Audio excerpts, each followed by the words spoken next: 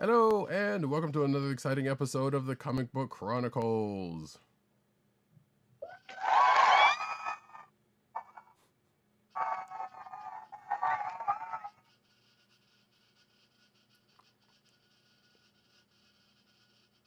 I am your host, Roddykat, and you can find me at Roddykat on Twitter. You can find me at News Nerds Need on Twitter. You can find me at CBCaps on Instagram.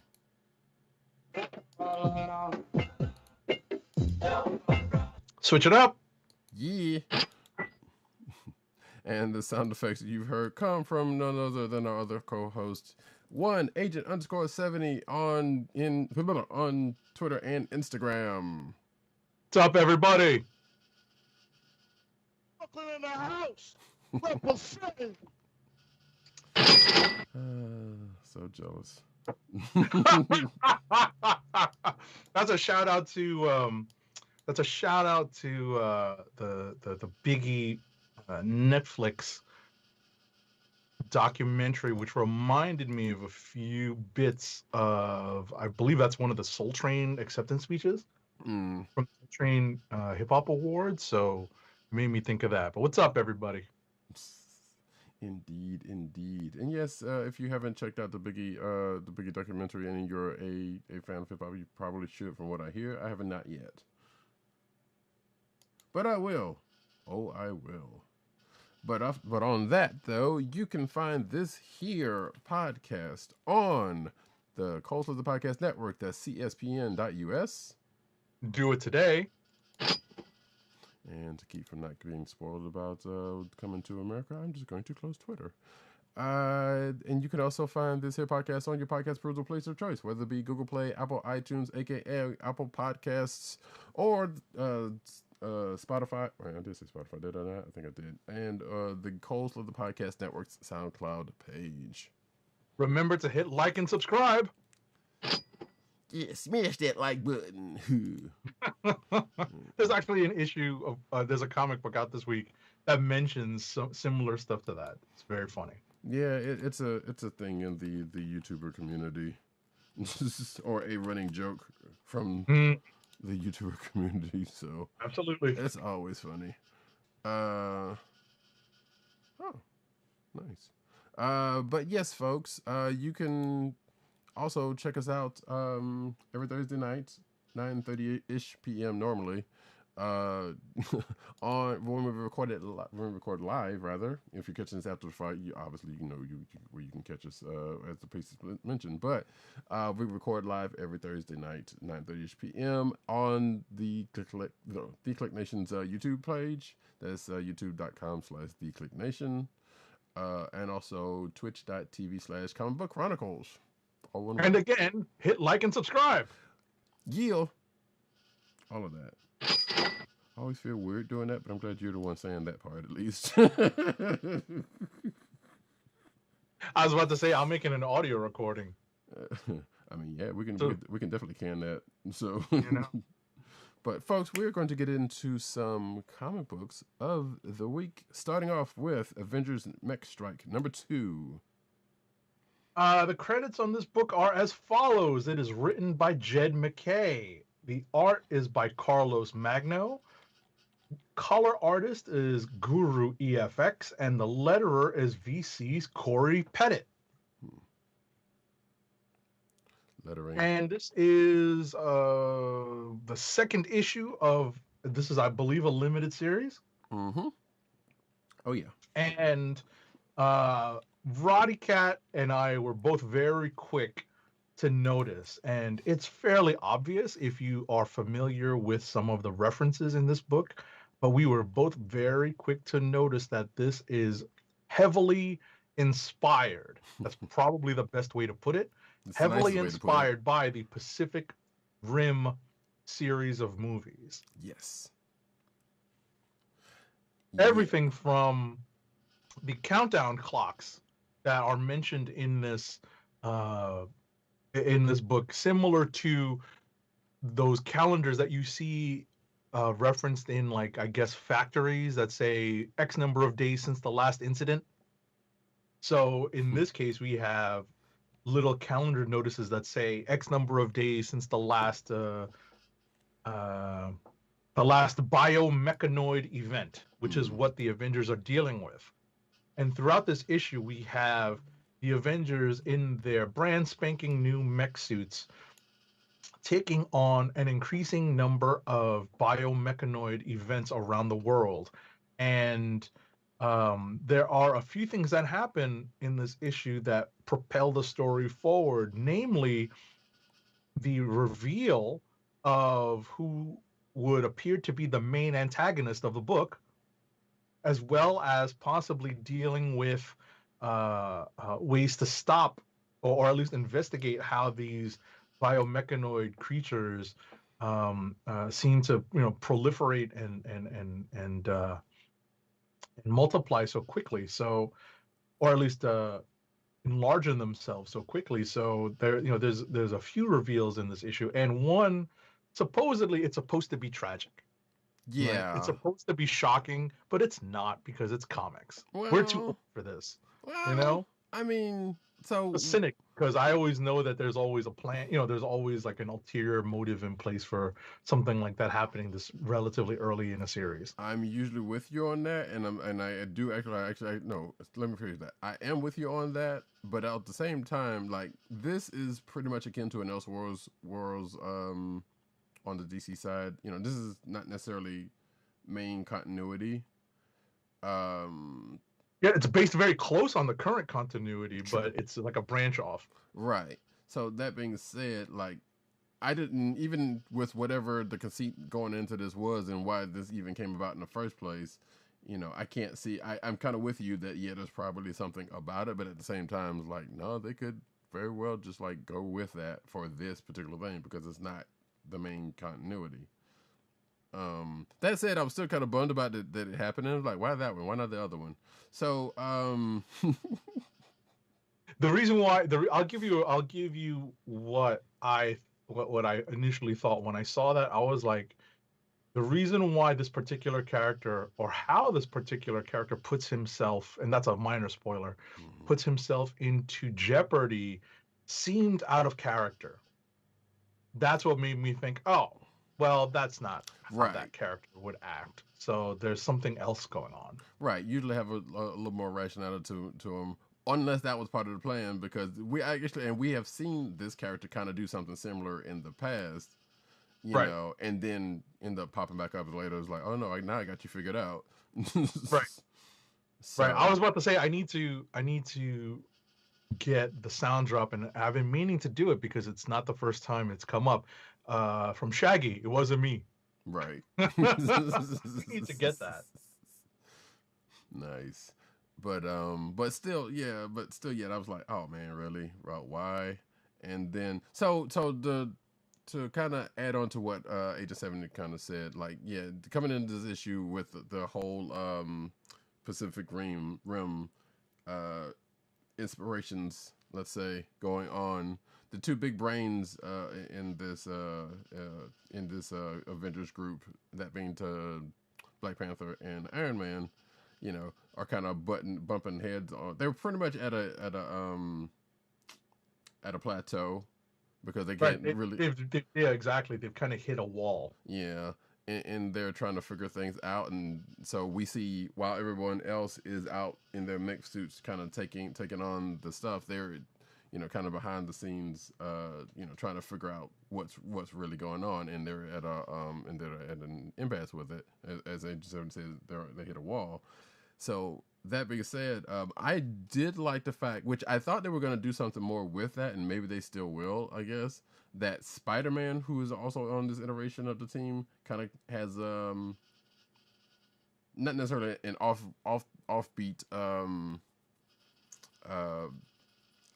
theory about things, because Pete's not dumb. He's quite intelligent himself. He may not be genius level like those other two, but what I was gonna say is, at least in this iteration of the Avengers, he's probably fourth, right? Because you've got Stark, you've got T'Challa, you've got Banner, and then him. Right. So, but with Banner hulking out at this particular point in the story, he's like the next the next kind of like next level of like genius, next genius level Mm-hmm. in the hierarchy. So it makes sense that they would that McKay would let him play out a particular, you know, like at least the let him play out a theory, you know, Mm-hmm. let that particular thread play out and see where that leads them.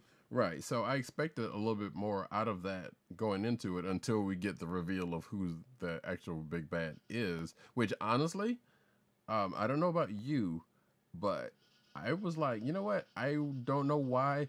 And actually, they were even like that. I was like, we didn't even think of. They kind of were like, we didn't even think about this. And I'm like, you know what? I didn't think about that either. It was a surprise to me. It was absolutely a surprise to me. No kidding. Mm-hmm. It's not even, you know, I'm not even understating it because I was definitely looking outward, Mm-hmm. not necessarily inward, but this is definitely a different direction than those two. Right.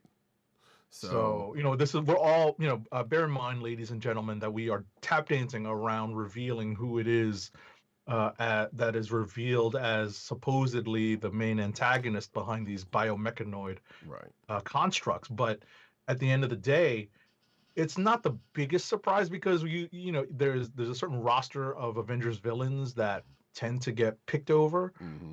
but it still was not an obvious choice. And they kind of went through a couple of said villains. Like, granted, one of them is less of an Avengers villain than you know than not, but still they've had run-ins. But yeah, like, and I guess maybe I guess one of the part of it is like if it really thought about who could it actually have been, because it could have very well been they ginned up a brand new villain for this. They could have very well did that. So there was no reason to believe that it was a known quantity, much less this one. You know, but All right. I guess thinking about things is like, so to the creative team's credit on that, also Jed McKay and crew on that, because like if it had been too obvious, then we would have been like, okay, yeah, sure, we saw this one coming. What okay, but I suspect no one did. You know, even with what would potentially be the clues here. You know, Mm-hmm. and even the clues that the person even kind of mentioned. Which, you know, like I said, again, no reason to believe that it couldn't have been a brand new person for this particular thing. So, like I said, props to them for that, because that definitely was not an expected thing. But we'll see how it goes, and because we still got what 3 issues or something, 2 or 3 issues. So, which is also brings up the weird thing, because it was like, well, this is this is issue 2. So why is the reveal now, as opposed to like issue 3? Unless it's like unless it's like a 4 issue or a 3 issue or something like that. Because like the only reason why you would do a reveal right now is if you're just kind of turning a corner. Right. I would. I just had, you know, just a few things to add. One, it's clear that the target demographic for this book is meant to skew a little younger than us. True. It's meant to skew a little younger than maybe even the mean age of comic book readers now, which unfortunately does skew a little older. Um, but uh, you know, I still had lots of fun just sort of reading through the characters. Yeah. As Roddykat mentioned, I believe when we reviewed the first issue of this miniseries, the banter and the back and forth between the characters is evocative. It's definitely inspired by the banter between the characters as you found them on Earth's Mightiest Heroes and the Avengers cartoon. Yep. From several years back, and it's fun to read. We don't necessarily need all the drama that we see in the regular Avengers book, Right. you know, which is actually what we're getting this week. And also, I want to add that Carlos Magno, his art on some of the characters is a little, you know, he kind of draws them a little thick, Mm-hmm. you know, like the at least some of the male characters, but his monster work is incredible. Mm-hmm.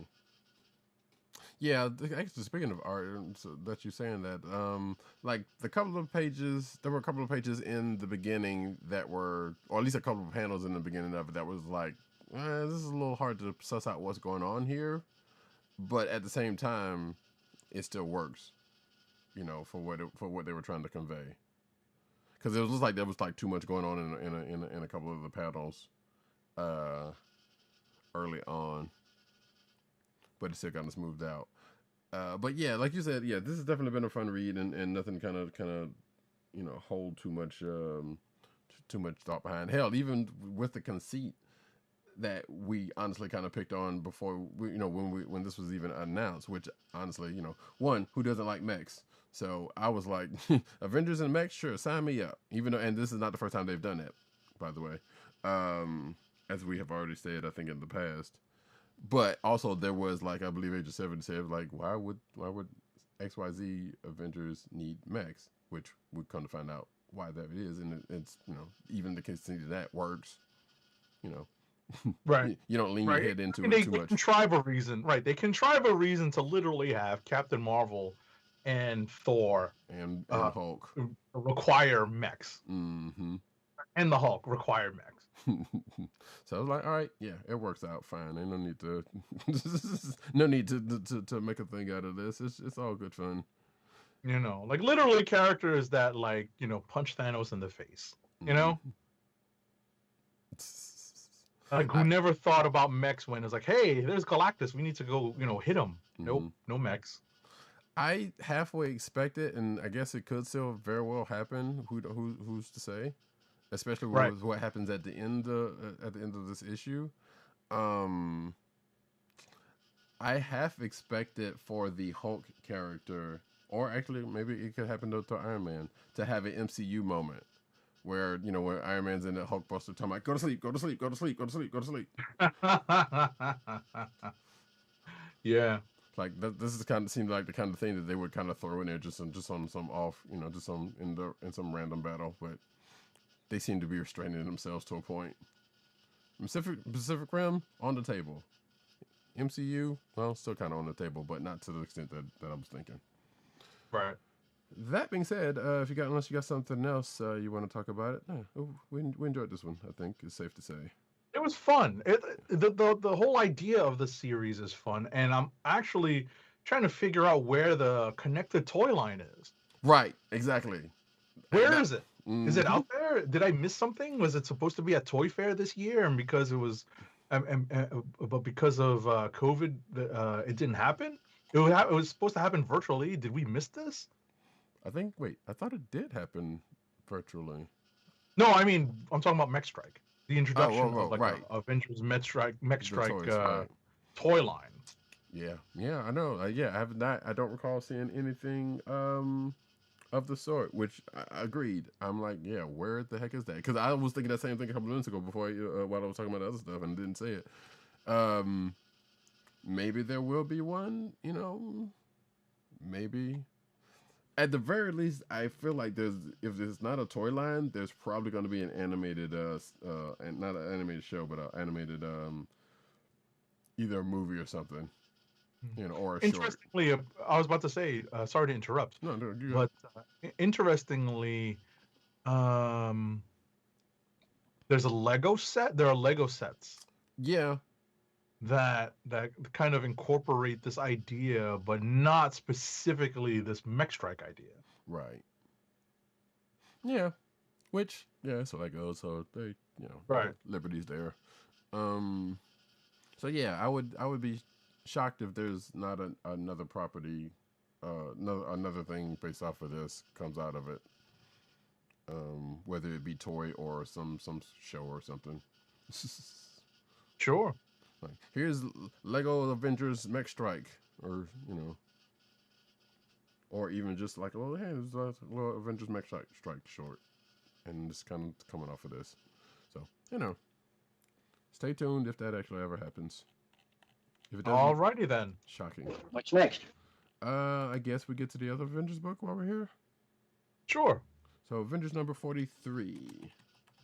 Alrighty, this book is written by Jason Aaron, with art by Javier Garrón, colors by David Curiel, and letters by VC's Corey Petit, or Pettit. Yeah, take it away. Yeah, I've always said Pettit. I'm not sure. I have to get a ruling on that one. But yeah, so here we are. We're still in the Enter the Phoenix part of the arc. Well, the Into the Phoenix arc, where they're still having their contest of champions. We start off relatively strong with a Black Panther versus Wolverine fight. I'm not going to get into too much of it, to keep it, spoiler light. But that was a somewhat interesting fight, I guess. But then we get into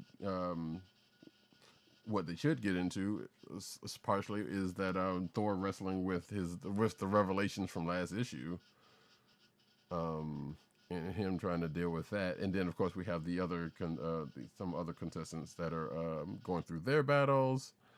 And we at the end of this, we see someone say the semifinalists, I guess some would say, at the end of this, I guess preparing to square off. And we also even get a teaser of I know who's that Pokemon style of the next, which in the reveal for the next cover of the next issue, where we might possibly see who's going to be the next Phoenix. But over in all of this one, it was just like, yeah, there's a couple more fights here and there. We see some people get knocked out, but we also see some things. We also see what's going on back at Avengers Mountain outside of the Phoenix, this Phoenix White Room Chamber, whatever it is. With and I totally forgot about this. Keep forgetting about this part where Namor's people was basically there for whatever odd reason. Backing him up, of course, while he's there. Right. So there's a big fight outside of Avengers Mountain that's going on, and the fights that are going on inside of the thing. So, yeah, because of course there is. Right, exactly. You gotta, if we know anything about Jason Aaron, he will throw some fights in there for sakes. But overall, like, yeah, it was an alright issue. Like I said, it was how could I say this?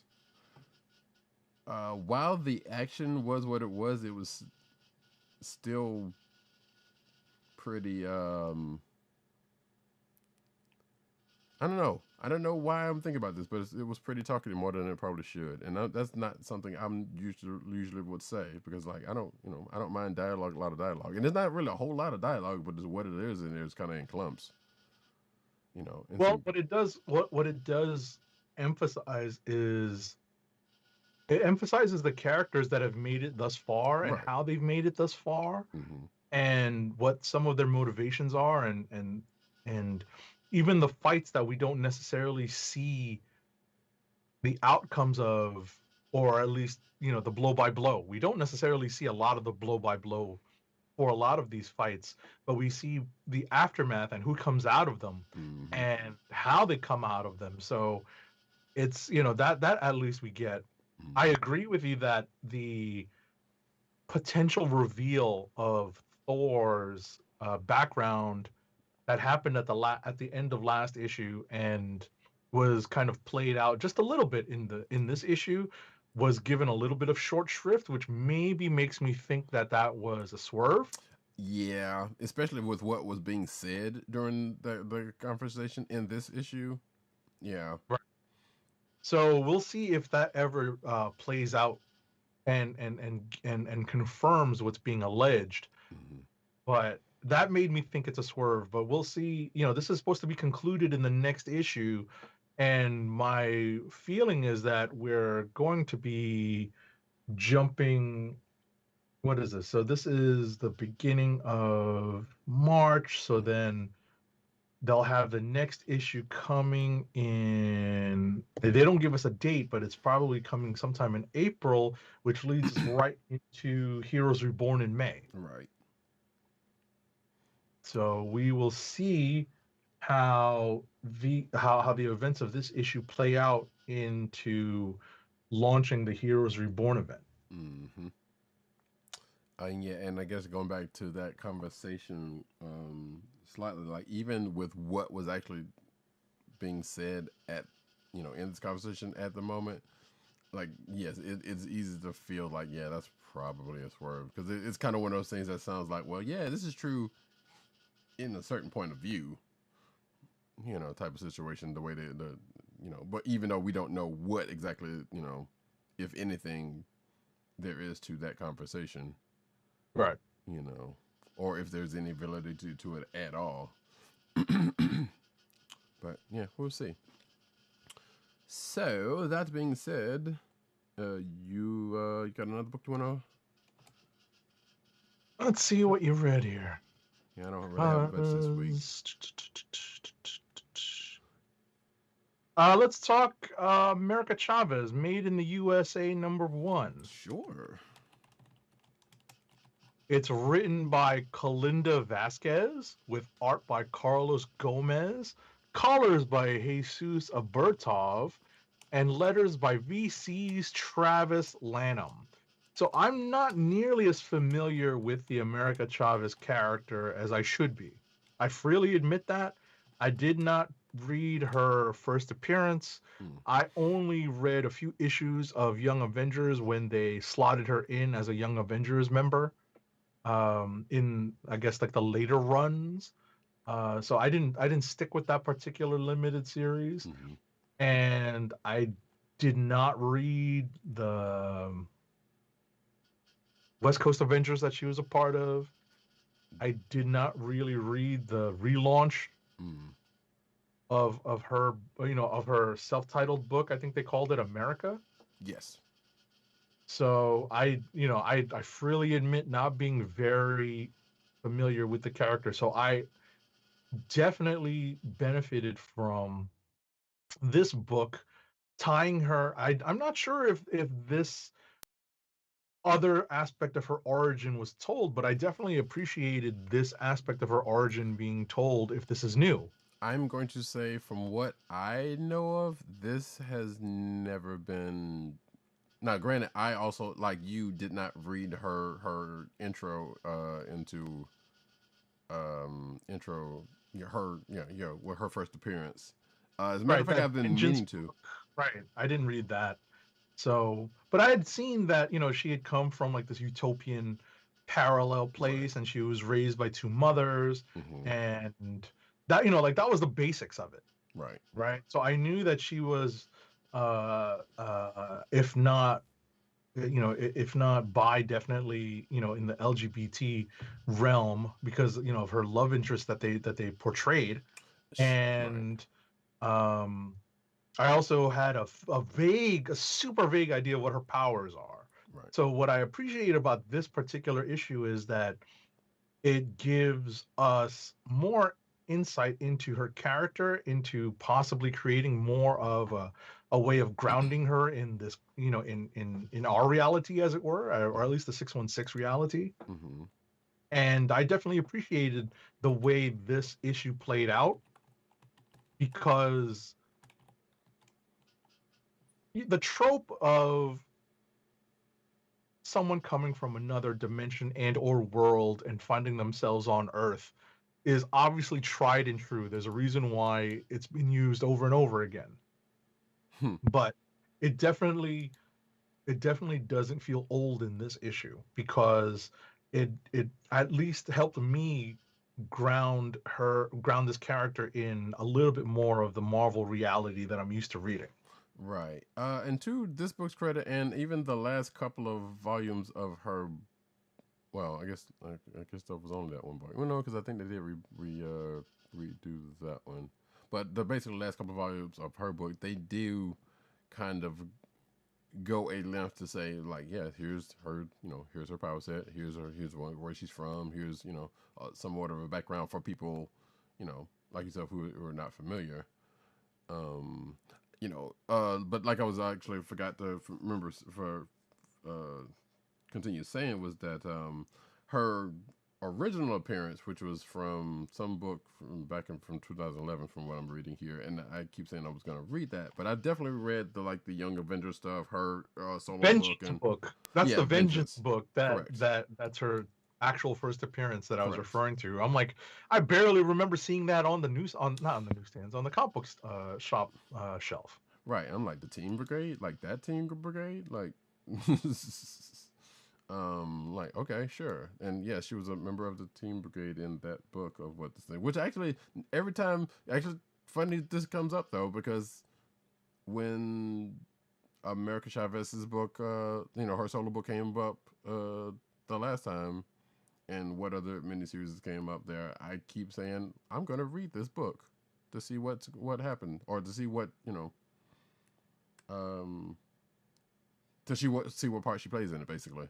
Because I do remember there has been something that is actually, like, there was a flashback to something that may or may not have been in this book, in that original book. That was that kind of came out in either West Coast Avengers or her solo title proper. I don't remember. So it would kind of cause me to kind of want to go back and read that, but I never do. And this is kind of one of those times where it's like, maybe I should, if it's relevant. Hopefully it is, but. Right. I mean, I thought, I recall that you were reading the West Coast Avengers, the last volume of West Coast Avengers. I know that Kate Bishop, who makes an appearance in this issue, was a part of that assembling of heroes. So, and assemblage of heroes. So, right. And also the origin and the beginning of her current love interest. Right, I was gonna say, I was like, "Who's Ramon?" I'm like, "Oh wait, that's not who I was expecting to be Ramon." Right. I was like, "Really? It's not Ramon. It's actually Ramon." Oh, fine.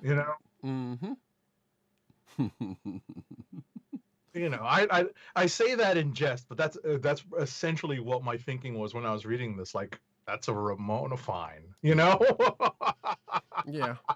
Yeah. Which, when going into this book, because it made it sound like, wait, they're not together anymore. They just really got together. But no, then as you go read through this book, it's like, oh no, they're still together. It's great. That's awesome.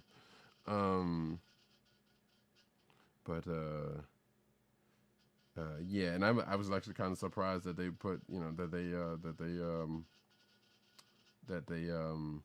Actually, I'm not surprised that they continued that, because I was hoping someone would. But also, so going on another side of this, we kind of get to see that, going back to the stuff that I don't think has previously been told, we get to see that America may or may not have a similar part of an origin story to a DC character who wears the same colors, but is a male and is an alien. You know who I'm talking about. Right. So that's what I was hinting at earlier. So, and I knew you were. So,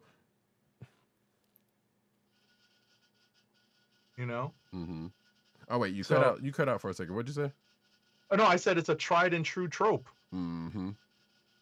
So, but all that said, I definitely appreciated that, and there was a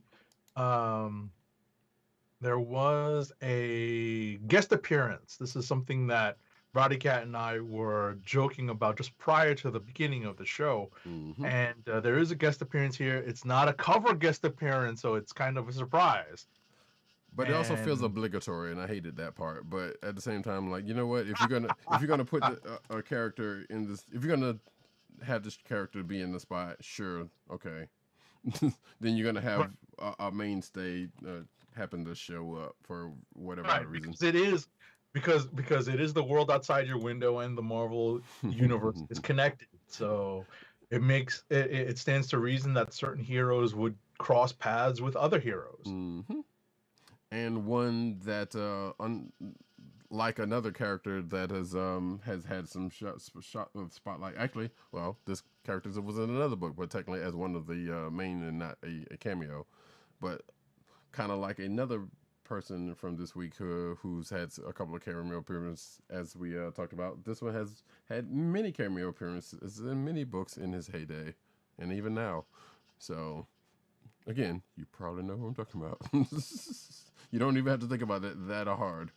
I was about to say, if we're doing our best to spoil very little. Right. So, if we actually spoiled where America's origin has been where the addition to America Chavez's origin has been revealed, where that takes place, then a whole list of characters headed by this character would probably be, front and center, like first and foremost amongst your thinking. Right. So I will basically say that, because if we said it was Atlanta, then you'd be like, huh? you know, Right. but it's not. Right. But she basically switches coasts for this, and we come to find out her origins are uh, at some point steeped in the coast that she is not usually associated with. Exactly. There you go. And of course, Exactly. in the place where you would expect most superheroes flow in this Right. universe. So yeah. right. So, but overall, yeah, I was gonna say overall, I appreciated this book for what it did for the character for me, Mm-hmm. and that says a lot because as I stated earlier, my experience with the character was very hit and miss. Very much, I'd seen her in some team books, but really not understanding what it is that she does, which is still kind of nebulous. You know, it's kind of like, well, you travel between dimensions, great. You know, oh, you're super strength and super tough, great. But how is all that related? You know, Right. so that part was always a little tough on my superhero sensibility. But I definitely appreciated this book for as I said earlier, without truly grounding her, Mm-hmm. placing her in a different context in relation to, you know, the Earth 616. Right. And they've done, I guess, yeah. The other point that I forgot to mention is they have, I don't know, sometimes purposely softened her from the Young Avengers to now, even when she was with the Ultimates, you know, because she was always this kind of, and she still kind of is, you know, she's some of that's still there, but they I feel like they've kind of, as you say, grounded her, softened her a little bit. I was about to say, I didn't say soften, but definitely grounded No, her a I little said bit. softened, but yeah, Right. but you said grounded. Because I guess she did come off brash, Right. but at the same time, not understanding her powers is kind of like, okay, you know, like I didn't understand too much about her origin other than where she's from and how she was brought up. That's pretty much it. Mm-hmm. So yeah, so that's what I'm saying. From her when she was well, I can't say introduced because obviously neither one of us read when she was introduced. But from Young Avengers to her solo stuff to even Ultimates, you know, and even the Ultimates that she led, you know, that she quote unquote led, or that was that was what it was. But I still enjoyed that, regardless. You know, they've kind of definitely grounded / softened her in the past few years for WandaVision, which I like. Brash, again, some of that's still there, but I liked always liked brash, kind of cocky America. But I guess this is their way of showing like she's growing. You know, she's not the same character. Well, she is, but she isn't the same character that she has been all that time. You know, she has a little bit more nuance than she's been given credit to. And this book seemed like it's trying to and it's doing establish that, right? Right, and trying to go a length to bear that out. So, but yeah, I am also enjoying this book partially for that, but just because I also like the character. So you know, America Chavez is probably one of my, you know, outside of like Kamala and Right. and like Riri, you know. Right, but given that she was introduced back in 2011, she really has not had much of a chance to develop over time. Her solo books have not gone anywhere, and her team appearances didn't exactly expand on the character that much. So I appreciate that this miniseries, or this series at least, I don't want to, you know, say that it's a miniseries off the bat, but this series, I believe it is.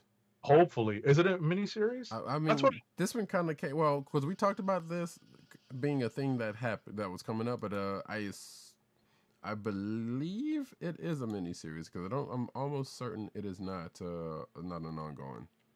Right, but because they don't. That's but they don't have why to the idea came into my mind right away. Right. You know, having seen it in previews or solicitations. Mm-hmm. But in any event, getting back to the book itself, just I definitely appreciate that it created a more human character. Mm-hmm. And I guess that's what it comes down to, is that I definitely saw this character in a much more human light, and it made for easier reading on my part. So I definitely appreciate that. So, you know, that's good on Good on Marvel, good on editorial, and definitely good on the writer Kalinda Vasquez for creating this kind of story and this direction for America to kind of help draw people into the character story. Mm. So, two things. One, speaking of Kalinda Vasquez, it looks like she wrote Runaways, or is she writing Runaways now? No, that's Rainbow Rainbow Rowell. Rowell, yeah. Rainbow Rowell has been in, or Rowell Yeah, has I'm been sure in we charge of the latest reboot of Runaways since it started. Okay, but apparently, according to Comixology, she has written for Runaways, or maybe Marvel. It says Marvel's Runaways, so maybe the TV show, right? And that being on that note, we have some more news about her in the news section, actually, because she has another thing that is looks like it's coming up. But also, according to Comixology, it looks like this is a 5-issue miniseries. There it is. So there you go. So we will enjoy it while it's here. That being said, we can move on unless you got something else about it. Nope. What's next? And given that you have more books than I do, because I think I only have like one more book, and we can save that one for the rapid fire, unless you've read it. No, didn't read it. Let me see if there's anything here I would like to discuss. Let me do BRZRKR #1 from Boom Studios. My love for you is like BerSERKer. BerSERKer. All right. Now we're done. We got it. We got them all out. Right. This is the book created by Keanu Reeves. It's written by Keanu Reeves and Matt Kindt. The art is by Ron Garney. Colors by Bill Crabtree. And letters by Clem Robbins. So it's basically written by Matt Kindt. Everyone wants to say that. We don't know for sure. I mean, but we in know in the sense that you're probably right in when it comes to creating a script, and also in the sense of creating something that a comic book artist can follow. Right.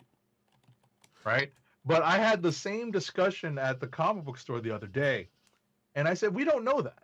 We actually don't. We don't know how familiar Keanu is with how the medium is created. We don't know what his treatment was written like.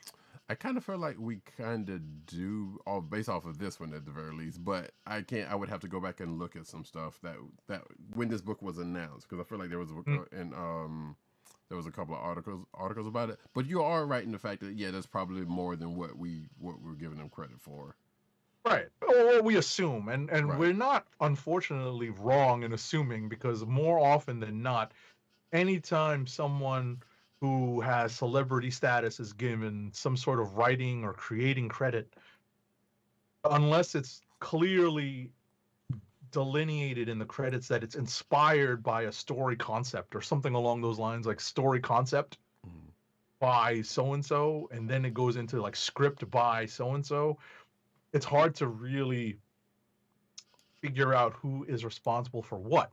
But in this case, Keanu Reeves and Matt Kindt are credited as the writers, and the story that they come up with isn't the newest, but it's definitely put together in a great package, in very broad strokes. And obviously, I'm not really spoiling anything because this is what was in the articles announcing the idea, the launch of the story, and the basic premise behind the story is that the lead character in this is essentially someone who has a background that may be rooted in the supernatural, that gives this character some level of invulnerability, immortality, and some other aspects that and possibly some enhanced strength, some other things that allow this character to run roughshod over entire armies by himself. He does not come out of it unscathed, but definitely allows this character to take point on any sort of, military mission that he's given. And the point of the story is that if this actually happened in something close to reality, where else would this character be but at the head of a top secret United States military operation? And, being used as the point of the spear, as it were, the tip of the spear, as it were, and, leading various uh, uh, military missions. And the way this story is put together is really one long extended action sequence, but with some narration here and there, providing us with a little bit of the backstory, a little bit of the BRZRKR's backstory. And then when we get to the end, we have a little bit of a reveal, and I guess a point, the what we get is not just the reveal of possibly where this BRZRKR character comes from, but what his motivations are at this point in his life. So that's essentially where we find ourselves at the end of the first issue, and it was, it's executed very well. We're not coming to this book to get, the deepest of stories. We're definitely not doing that. But what we are coming here for is some fun action, some graphic action. There's definitely some violence depicted here that's pretty graphic, that can sometimes only be done in the comic book medium. But at the end of the day, what we have is a pretty entertaining first issue with the tease of where this could go. So ultimately, I want to say it's kind of a Vandal Savage-esque origin, but but not necessarily having to deal with like a meteor. Right. Huh. It's like, what would Vandal Savage do if he was trying to accomplish something, other than taking over the world, right? Right. That's essentially what we have here. Okay. Why did I feel like that sounds almost like a Valiant book? It's similar. Like I said, it's not the most original idea, but it's all in the execution. Truth. Well, yeah, like I said, I haven't had a chance to check it out yet, but I will. Right. It sounds like Eternal Warrior, which I'm not that familiar with, but. Yeah, which is what made me think about that. And I don't even know if we even mentioned that when we knew this book, this book was announced. But and I'm not going to sit here and say that I've read a whole lot of Eternal Warrior either. But the character is kind of a surprisingly known, I guess. Right. But if the motivations are different, then they're different characters. So. Right. But but in any event, and I believe they kind of are to an extent. But I don't like. I'm not familiar with the Eternal Warrior that right, much. Exactly. I just know the concept. Right. So, but yeah, in any event, it was entertaining. It was definitely entertaining. So, that will be the last book I do before we get to rapid fire, because I've got quite a few to run through. So I will spin it up if that's okay. That is okay.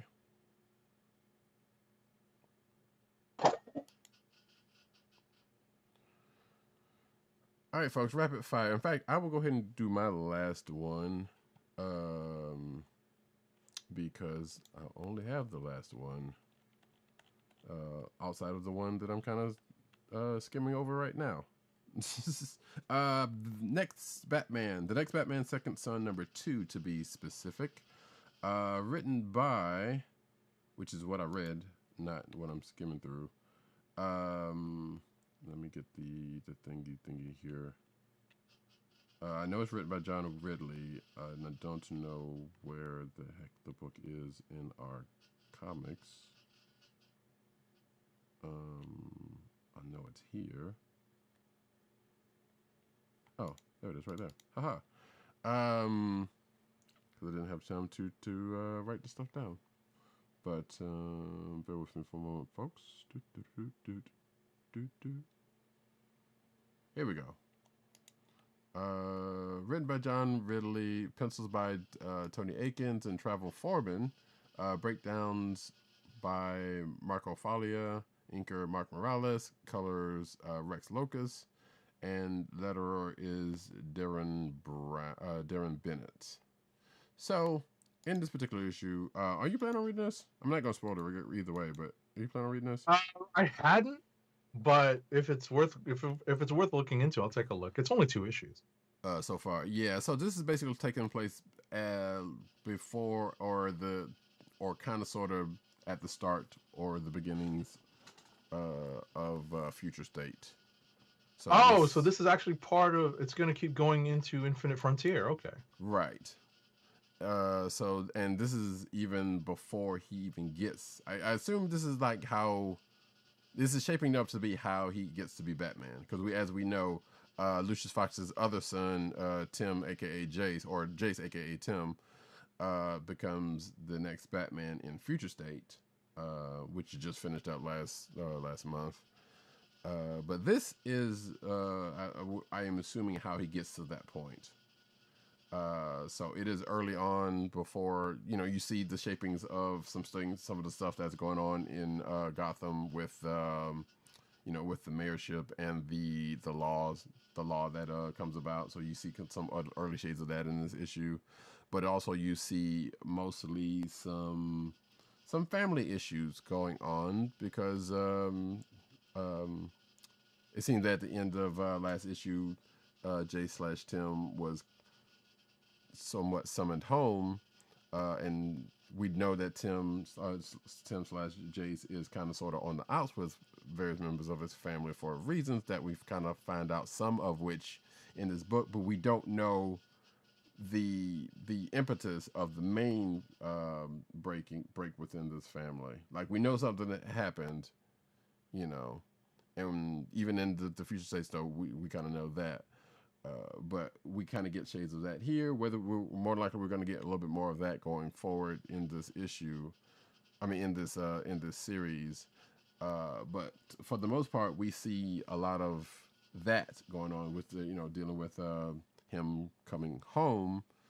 We see a little shot of Lucius in the background talking about some stuff and some some interpersonal chats between various members of the family. But we also get to see, and I guess this is a spoiler, but not so much a spoiler, that apparently Luke Fox, who we know was Batman previously, but ended up being Batwing, who we have not seen much of, not that I know of, unless he was with the Outsiders. Was he with the Outsiders of that last iteration of Outsiders? I don't know. I don't think so, but I'm not sure. He might have been in the one before that, I know, but I don't remember. Regardless, it doesn't matter because he shows up here as Batwing at this point in time. So, that whole reveal that we got in the next Batman Future State book of Tim, being Batman, which and people thinking it's Luke, which I guess we were kind of already spoiled on that because we were told by DC prior to the book coming out for some stupid reason. That would have still probably been the case here, or somewhat of the case here. Let's just say, I guess. But overall, like I said, we're starting to get some story that we didn't get to see in the Future State book, and I would assume that it's going to lead up to a certain point in Future State to where Jace gets the bat suit. We don't know why he was called home by his dad, by Lucius. We can kind of assume that may or may not be the case. I mean, I don't see why it would be the case at this point, but I'm sure there's something that's going to lead up to it. But it was not a bad read. So this is also worth mentioning that this is a digital first comic. Before I hand it back over, so which means they will make a print version of this at some point. And I'm not sure how many issues it's going to be in that case, but that's what we're going to get. So that's it for me. All right, now as we get back into the spirit of rapid fire, I know, right? I'm like, Really? Oh, hush it. Like you haven't gone on some books. I On the know. rapid fire. I try not to reserve them for rapid fire, but every once in a while, in the spirit of trying to get things moving, Right. we do our best not to, but it happens. Yeah, but So in this particular issue, because I couldn't remember if we actually mentioned it was digital first, and two, like they, like this book's this book is kind of getting a place that we know and know of, so there is a little bit something to kind of parse out, but also may or may not have been needing such a lengthy explanation that what I've given it. Gotcha. Well, I'm gonna flip the switch to full auto Hit it. and go rapid fire. I've already done it. I'm talking about figuratively. Mm-hmm. So, Infinite Frontier #1, and I would 0. suggest that anyone. What's that? 0. Oh, #0. Yeah. That's right. Infinite Frontier #0. I should read it right off my sheet. Infinite Frontier #0, because actually there's some news that came out that this is the first of a miniseries.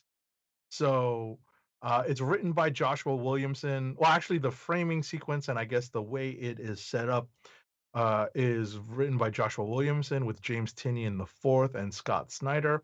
The art is by John Timms and the colors by Alex Sinclair. There are multiple creative teams present, and they present excerpts from the new Infinite Frontier relaunches. So if you're looking for a place to see where the immediate future of the DC universe is going, this is the book for you. This gives you a little bit of a taste of where all of these books are headed. Sometimes these tastes are 2, maybe 3 pages at most, but it's enough for you to get an idea of what direction these books seem to be going in, with the greater framing device of Wonder Woman coming off of Dark Knight's Death Metal. So that is Infinite Frontier #0. First up, the first book that I've read coming out of Infinite Frontier is Batman #106. It's written by James Tynion IV. There's a backup story written by Joshua Williamson. The prime story is drawn by Jorge Jimenez, the backup by Gleb Melnikov, and the colors are by Tomo Mori, and letters by Clayton Cowles. This serves as a pretty good jump into the precursor for the stories that were in Future State, in the Batman wing of the DC universe, where we get the explanation and the lead into the whole magistrate thing and how that all starts. So, and one thing that I said about the Future State Batman family of books is that they seemed to be the closest in terms of possible near futures, time wise. So that definitely plays out here. I'm not sure how long this story is going to play out in the Infinite Frontier books until we actually get to where Future State brought us. So we'll see how that goes, but that's how this plays out. So if you were keeping up with any of the Bat books in Future State, then it is probably advisable that you jump on Batman and or Detective to see where they lead. And obviously, if you're in that family of books, you can look at some of the other ones as well. Right. I would say real quick on that, but yeah, definitely the whole everything, and we've said it before, that everything that was going on in Gotham is pretty much been, well, this is the Catwoman and stuff on the side aside. Like the main 3, I guess you could say, Next Batman, Nightwing, and Dark Detective have definitely been the most cohesive of the Future State books. Right. Oh yeah. Okay. Alrighty. Next up is King in Black. I know Roddykat is avoiding this like the plague. All right. I'll see y'all later. King in Black. This is where did I put this? I have this. Oh, here we go. King in Black, Wiccan and Hulkling #1. It's written by Tini Howard with art by Luciano Vecchio, colors by Espen Grundetjem. or Grundetjem, and letters by VC's Ariana Maher. This is the story of how the King in Black event interferes with the honeymoon of Hulkling and Wiccan, or King, whatever his full name is. Doric the Of Eighth. the what's that? Doric the Eighth. Hey, you remember it. Mm-hmm. I was gonna call him Teddy Altman, Well, or that. there's that too. But yeah, it's their honeymoon, and that is the central point of the story. And Tinny Howard actually puts in one of the funnier tropes of this type of semi-romantic story of a story of a romantic getaway gone awry, where where the couple, in the midst of all the craziness, get together to have a little bit of quiet time before resuming the craziness. And when it happens, I'm like, wait a second, you got time to do this? Fine. This is part of that particular story trope where you find yourself, let's say you're watching an action movie, and you just kind of thrown out of the suspension of disbelief, and you're just like, wait, what are you doing? And fine, we get back into the action just a moment later. But that definitely happens in this issue. But otherwise, it is a nice little interlude in their overall story. They don't necessarily deal too much with the greater King in Black story. I feel like Next they did up- something like that in that that Avengers that something that's kind of sort of similar happened in that Avengers event, where they kind of was like, oh yeah, the stuff has happened, but we're gonna sneak away and do this thing, and come back to it, come back. Right. This essentially follows right on that last appearance. The last time we saw them was in Empire, as they were, I guess, heading back to Sovereign, Kree, and Skrull Space. Next up is the other King in Black tie-in that I read. It's King in Black, Gwenom versus Carnage #3. It's written by Shonen Maguire, art by Flaviano, colored by Rico Renzi, and lettered by VC's Ariana Maher again. I reiterate now that I definitely regret not getting the first 2 issues of this book for my personal collection, because it is written by Shonen Maguire with art by Flaviano. This has been the recent creative team on the Gwenom books, and I did not expect that this King in Black tie-in would essentially be a very direct sequel to the last several Gwenom issues, other than Gwenom, and this is a mild spoiler, kind of changing her status at the end of the last Gwenom book in terms of how she wanted to proceed as a hero. But getting back to this issue, this continues the story of the Earth 65 Mary Jane becoming infected or possessed. There's 2 ways to look at it, by both spiders from the artificial symbiote that makes up Gwen's current suit, and Null. It's a combination of the 2, and that's what leads um, uh, uh, Mary Jane of Earth 65 down this perilous path. And Gwen is trying to save her, and a lot of this is the expression of some of the resentment that Mary Jane has against Gwen for, remember, for those of you not familiar, and this is a mild spoiler, Gwen's identity is not secret in Earth 65. So her exploits are very much public knowledge.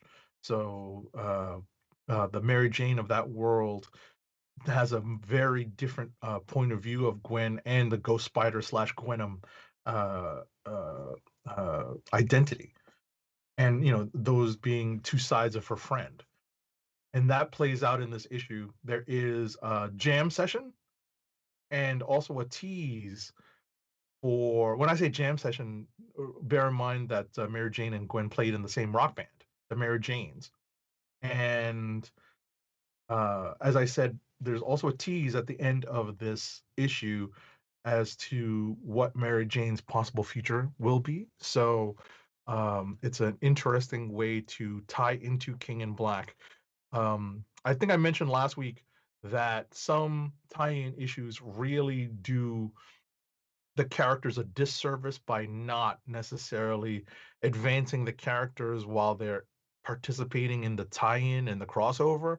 This is literally just an extension of where the Ghost Spider Gwenom stories are going, with only the slightest touch upon the Null and King in Black story. So it really is a story that's done in service to the actual title characters of the story and doesn't do all that much in contribution to the greater King in Black crossover. So, more power to Shauna McGuire and Flaviano and the rest of their creative team for finding a way to continue the the Earth 65 Gwen story, despite having to tie into King in Black. Next up is, believe it or not, Power Pack number 4. It's written by Ryan North, with art by Nico Leon, colors by Rochelle Rosenberg, and VC's Travis Lanham. So the cover gives it away.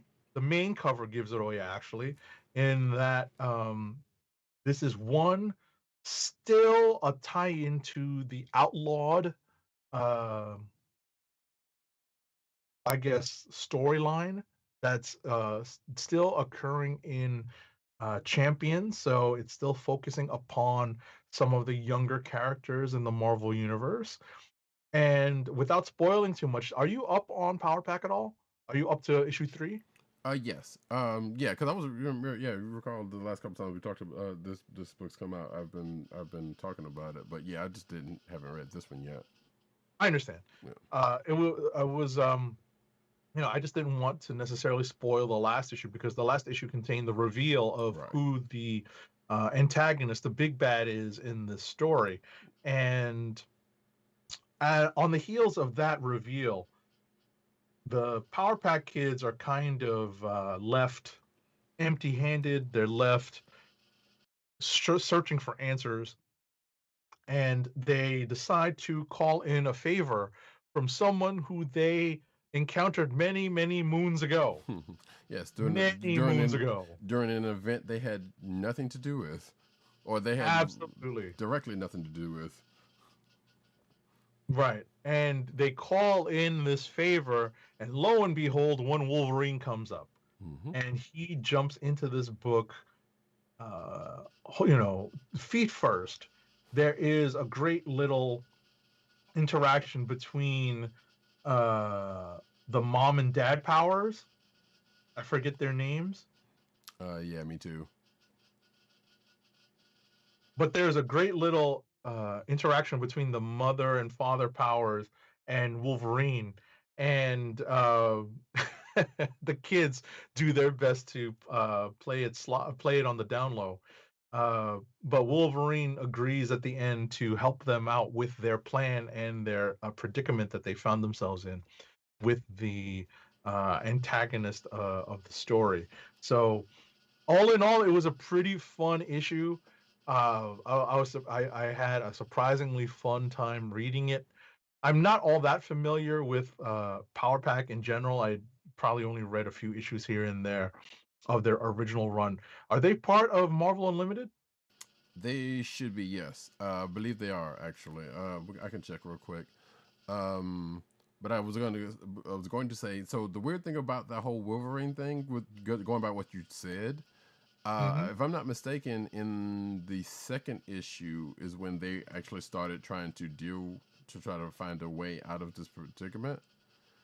And Wolverine was mentioned even then, and I think they even tried to go to Krakoa or something. Actually, I'm not sure, but I think they tried to go down the avenue, but didn't work out then. I feel like that's something like that actually happened, or at least very much mentioned. Right. If they didn't actually go down the road, but then they kind of cut to where it was like, well, nothing's happened, and then what led them to the predicament they were in up until now. So it's kind of funny that it's come back to Wolverine and helping them out. Gotcha. I'll tell you that the Power Pack series, the original Power Pack series from 1984, is not complete on Marvel Unlimited. Interesting. It is not. They do not have the complete series on Marvel Unlimited. So, well, when they do that Power Pack movie, that is definitely forthcoming. Not really.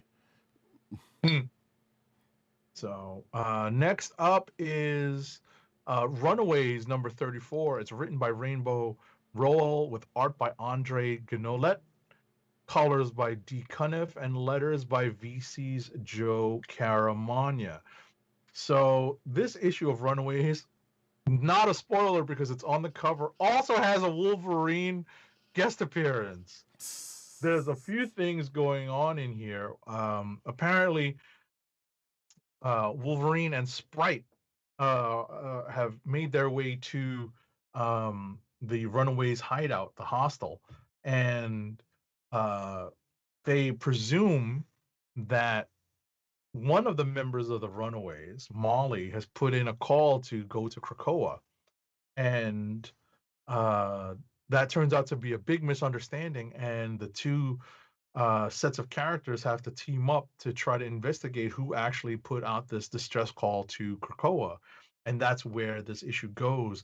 There's a tease of potential romance in this book that heretofore has not existed, at least as far as I know.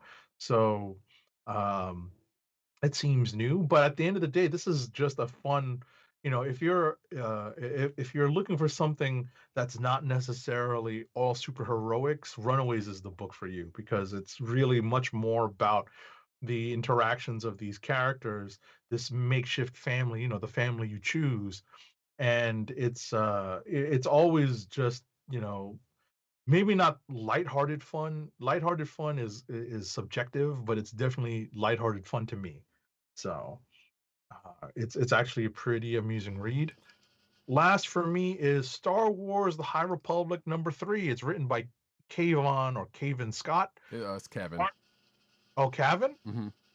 Cavan Scott with art by Ario Anindito, inks by Mark Morales, colors by Annalisa Leone, and VC's Ariana Maher again provides the lettering in this issue. I know that Roddykat is looking forward to reading this, so I will not spoil it. But I was skimming while you was talking a bit about it, but yeah, I'm gonna read it. Definitely read it later in full. Right, there are a few reveals that happen in this issue as a result of the plan. As a result of these particular Jedi investigating the the dead hut that they found in previous issues. And there is, of course, a dark side element in this, but it's not what you think it is, and it's not presented the way you think it might be. So that's where we find ourselves at the end of this issue. And I can safely say that at least a couple of the revelations, or at least definitely one, but at least there's probably a couple of the revelations that you mentioned that are known quantities, that were already known quantities. Going before this, because I think they kind of talked about like who's a big bad, who's one of the bad guys in this era of Star Wars. So that was definitely something that's like, and I think this even like from what I've skimmed through, kind of touched on some stuff that's like kind of happening elsewhere, but not really so much in or that will be happening elsewhere, I guess, because this one of the bad guys that comes up here is a formidable set of foes that are going to be seen a good bit in the High Republic, from what I understand. All right. Well, it was new to me, so being not as well versed in some of the extended Star Wars stuff, it came as news to me. I was like, oh, okay, this is different. So right, and like I was telling you before. I was telling you before. No, exactly. That's exactly what I'm getting at. Right. Depending on how well versed you are in some of the extended DC Star Wars stuff, DC stuff. That's why I always use with extended. The extended Star Wars stuff, it may come as a surprise. So, but in any event, it's we all know that the High Republic stuff is dealing with new territory. Jedi are much more disposable. Well, there's way That's more one way of them. of it. You know? Kind of. There's more of them, right? Right. There's more, so they can be more disposable. Right. Like this is the golden age of Jedi, so they're flowing free and plentiful. So so therefore they're pretty much everywhere, and everybody knows about them and whatnot. And so the things they come up against in here or what they're dealing with here are kind of definitely new to the Star Wars, especially with the big guy that shows up here. So, and I think they're supposed to be introducing a couple more in other books that may or may not show up in this book or other comics books, like the High Republic Star Wars Avengers book that came out also this week that I didn't get a chance to read. So, yeah, that's published over at IDW for anyone that's not aware. That's that High Republic Adventures book, which is I guess geared towards a slightly younger audience. Yes, an all-ages book. Still covers a lot of the same ground. Right, but as a matter of fact, I think the last issue of this High Republic book kind of alludes to that, weirdly enough, because I think, because Yoda shows up and says like, "Oh no, I got my students. I got a shipload of students," or something like that. Like he just happened to be in an area, and he was kind of going off on his other thing. So it kind of sort of alludes to what happens in what's going on in that book with Yoda and the Padawans he's got tailing them. So that's always interesting when that kind of stuff happens. But it is Star Wars, so connective tissue, even across brands. I mean, even across companies. All righty. Well, I was about to say they are trying. They do actually report to a central Star Wars story department, if I'm not mistaken. Something like that over at Lucasfilm. You're right. So that makes a lot of sense. All right. So I guess we're coming in on Clicks of the Week. Yep. And we already have two from our other co-hosts. One is from Dirt, which is BerSERker number 1, by the aforementioned Keanu Reeves. I don't know who that guy is, but you may have heard that name from somewhere. I don't know. Little known actor, little known person, and Matt Kindt and crew. Wait, I don't know if he actually said anything. No, he didn't. Okay, so except for the fact that it was pretty fun. And from Tim, Batman 106 is his click of the week. And yeah, he didn't also say anything about it. So there you go. You got yours? Still thinking, considering a couple of candidates. How about you? I have never didn't necessarily read the whole lot this week, so it's either out of Avengers Mech Strike or America Chavez at this point. And I'm still kind of sort of leaning towards Mech Strike. Right, like America Chavez is one of mine. Runaways is one of mine.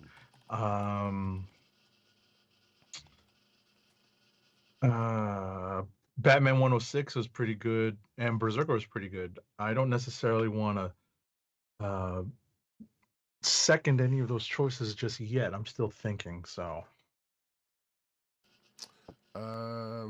yeah.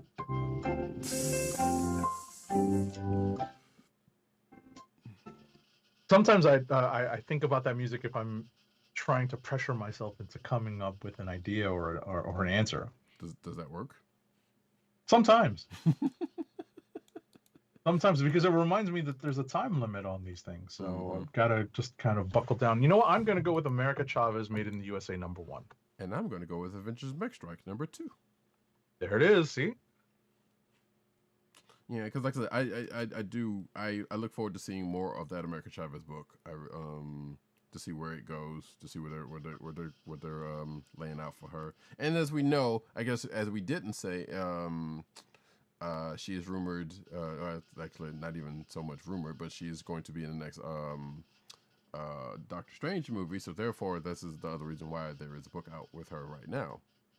Right, and they may actually incorporate this new origin into that. Possibly. Yeah, the time frame would kind of bear out, wouldn't it? Huh. So that makes some sense. But it makes sense that they would actually, it's not a complete rewrite of her origin. It's just a supplement because it's something we at this point, it's a retcon. It's not even a retcon really because she just sort of if I'm not mistaken, she just sort of comes out of thin air and appears. But like I said, I didn't read her first appearance, so I don't remember. Right. Yeah, that's going to bear some investigation, which will definitely end up happening at some point. And yeah, I felt like you're kind of right about that, but again, without reading the story that she came out of, not sure. In fact, I once because then that's when I started using her shortly after that. So yeah. And yeah, you're right about the fact that this was kind of an addition to, as opposed to a retcon, because a lot of her origin is still kind of what it was and still being added to as of that last solo series. So there you go. All right, folks. Clicks of the week have been done, and we're going to move swiftly over into the news section. But first, an ad read. Our first ad read of the night is for Funko, Fun at First Sight. It's your home for exclusive collectibles, such as their world-famous pop vinyl bobbleheads, apparel including t-shirts, hats, and socks, and brand merchandise, such as their custom DIY pop figures, art books, and skateboards. And now the listeners of the Comic Book Chronicles can enjoy 10% off your entire purchase when shopping at Funko. To place your first order with 10% off and to help keep our show free for you, go to our network website at cspn.us. That's cspn.us. Then click on the Keep Our Podcast Free link at the top of the page. From there, scroll down to the Funko link and place your order. When you get to the checkout, put in the offer code SHOP10 for your 10% off discount. Funko through cspn.us. Do it today. And now we get into the news.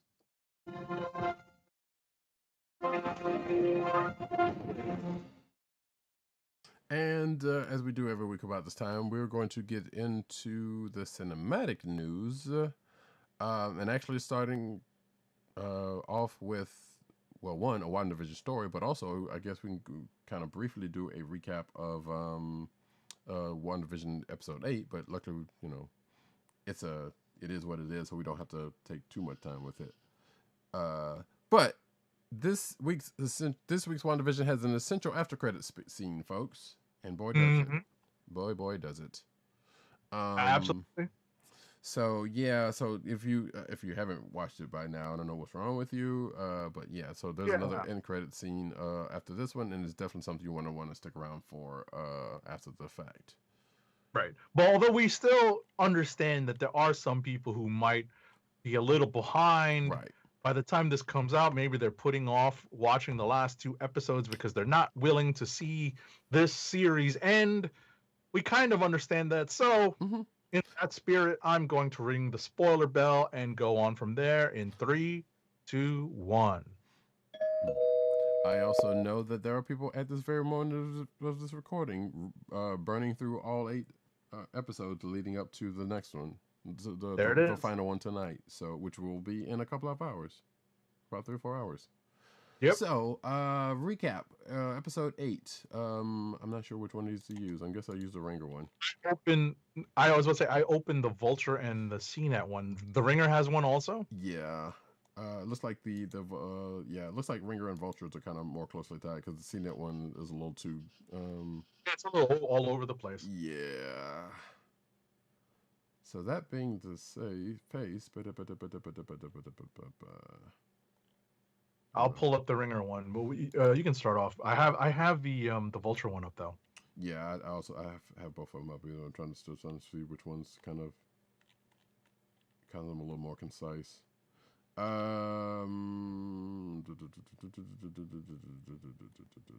So yeah, basically, just to start us off, we start off with I guess we go back to a little bit of Agatha's origin story.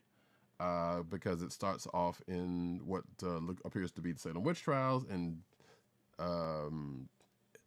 kind of sort of akin to Agatha's comic book roots, we see Agatha doing at the stake, being about to be seemingly burned at the stake, or whatever the case may be, by fellow witches. So, which means that, like, yes, she's very, very old. Although she looks pretty good for however old she's supposed to be. But while she's being bound and bound to the stake and chanted at by members of her coven, the head witch pretty much confers about the type of magic that she's using, and she's kind of getting too big for her britches, kind of, in a way. And we come to find out that not only that Agatha's been practicing forbidden magic, but we also find out that the head witch is her mom.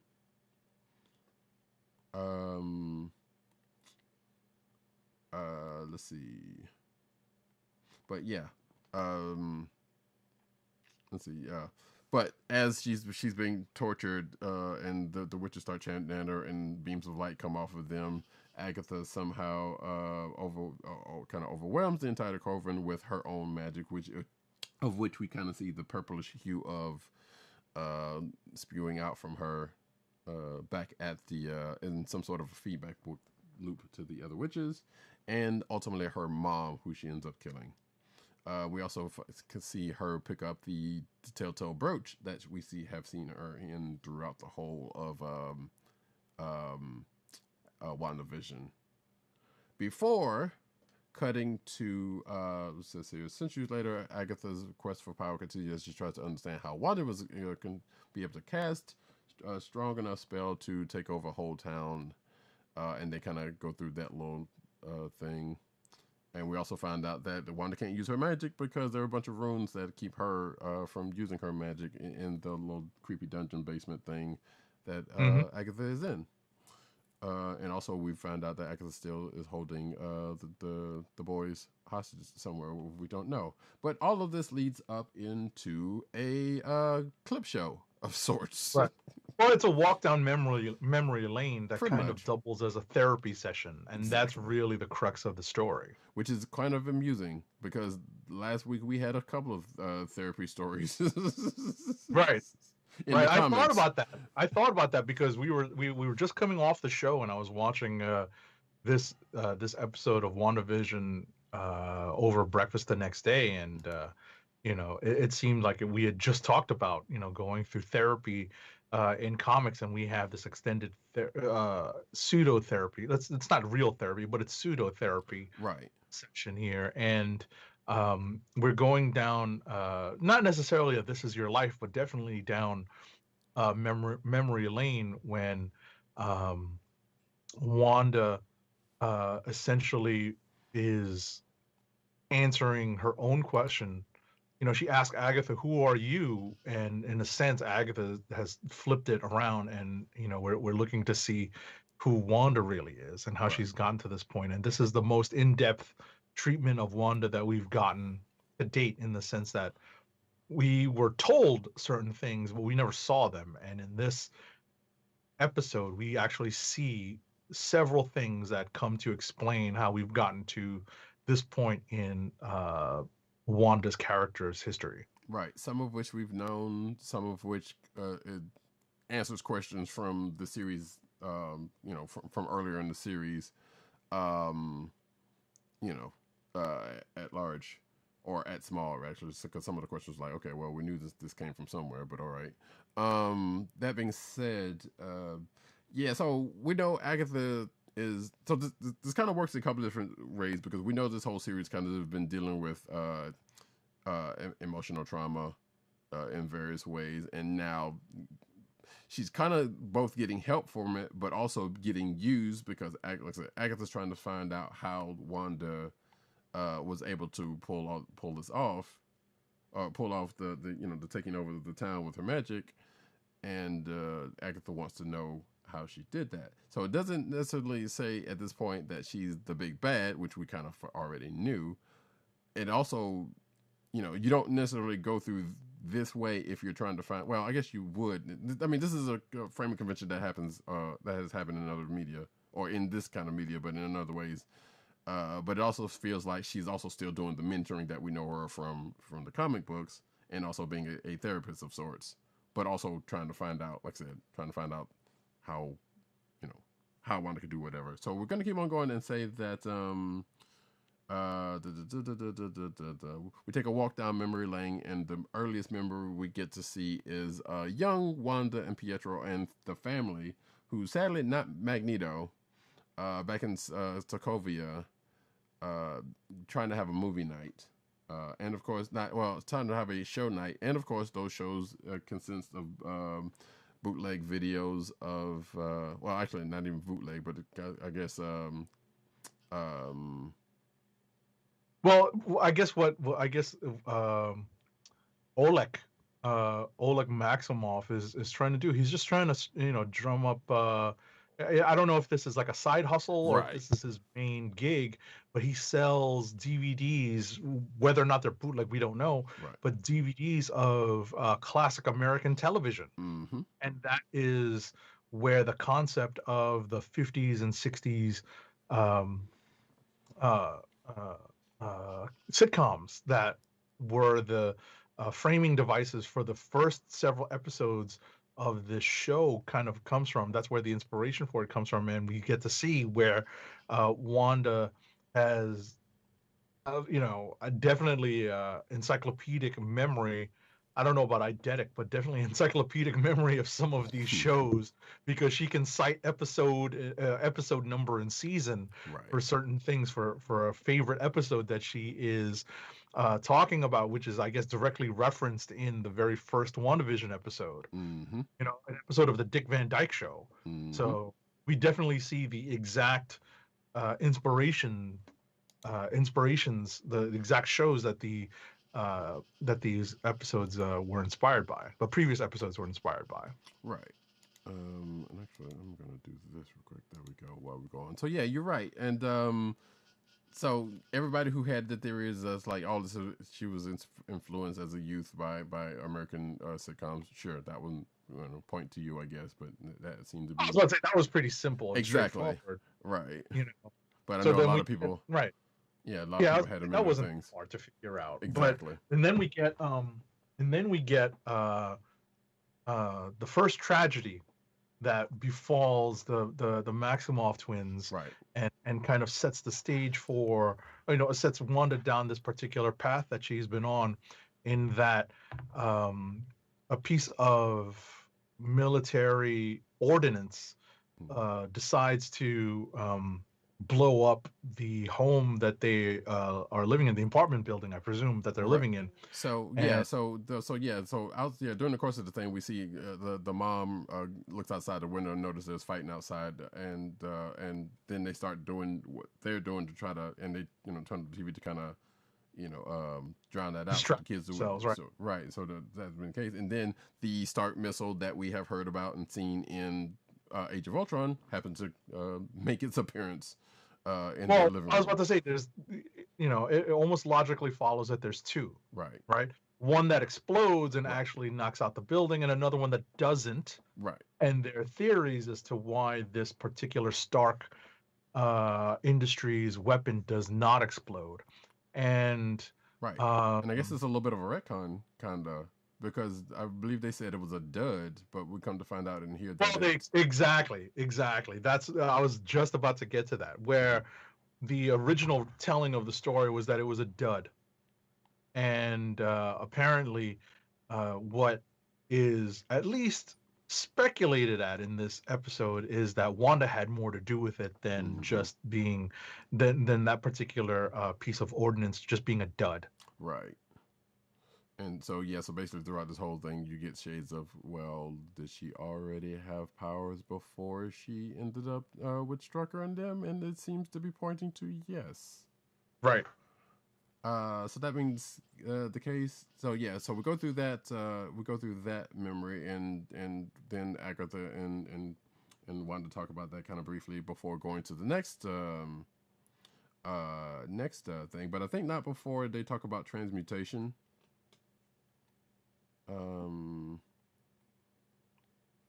So they talk about magic on autopilot is what this thing says, and Agatha definitely does say it, and Agatha's like, well, what's your secret, sister? Because she's trying to get in her head. So then they open up another door and they go to oh wait, no, I'm sorry, that was before that episode. That was before that whole thing that happens. And the words probability hex gets used, which gave me a quite a grin, because like, yes, tell it, do it. I was about to say, like, anybody who read comics involving the Scarlet Witch growing up knew this, because this is all pre-Chaos Magic. Chaos Magic is a much more recent thing. Right. She was always a hex. She was always casting hexes. That was part of her mutant power. Hex bolts. And they, and they also made one aspect of it the probability hex, and using that to change, not unlike the Black Cat's power. Just using her, Wanda used her power to affect the way to influence the way probabilities played out, so that they would bend to her will. So that was pretty entertaining that they brought that in. And there's been speculation that is it that she was a baby witch, or that she was a mutant, right, or maybe a mix of both, which is what the comic books always were. Right, because her origin story still continues to change, but it definitely did, and throughout the whole time, which was slightly annoying to say the least. But anyway, we go through. So now I was about to say, hold that thought. Sure. Hold that thought. I'm pretty sure I saw a meme, and obviously it's very Harry Potter related, because I don't know if you remember from the first movie where Hagrid is like, "You're a witch, Harry." So I think somebody transposed Agatha's head, or just used Agatha as "You're a witch." Wanda. I might have. I don't remember. There was the one that's been going around is Vision and Scarlet Witch. Vision and Wanda. Age of Ultron, sitting there talking, or at least during that one part that we're about to get to in a little bit, talking, and they have like different things talking about from the what is love, but whatever that part. I gotcha. Yeah, but using different other things. So, and that one's been the most I've seen lately. So to get to that point, we see a door that with the Hydra logo on it, and Agatha's like, "Yep, it doesn't explain anything, but the only way is to go forward."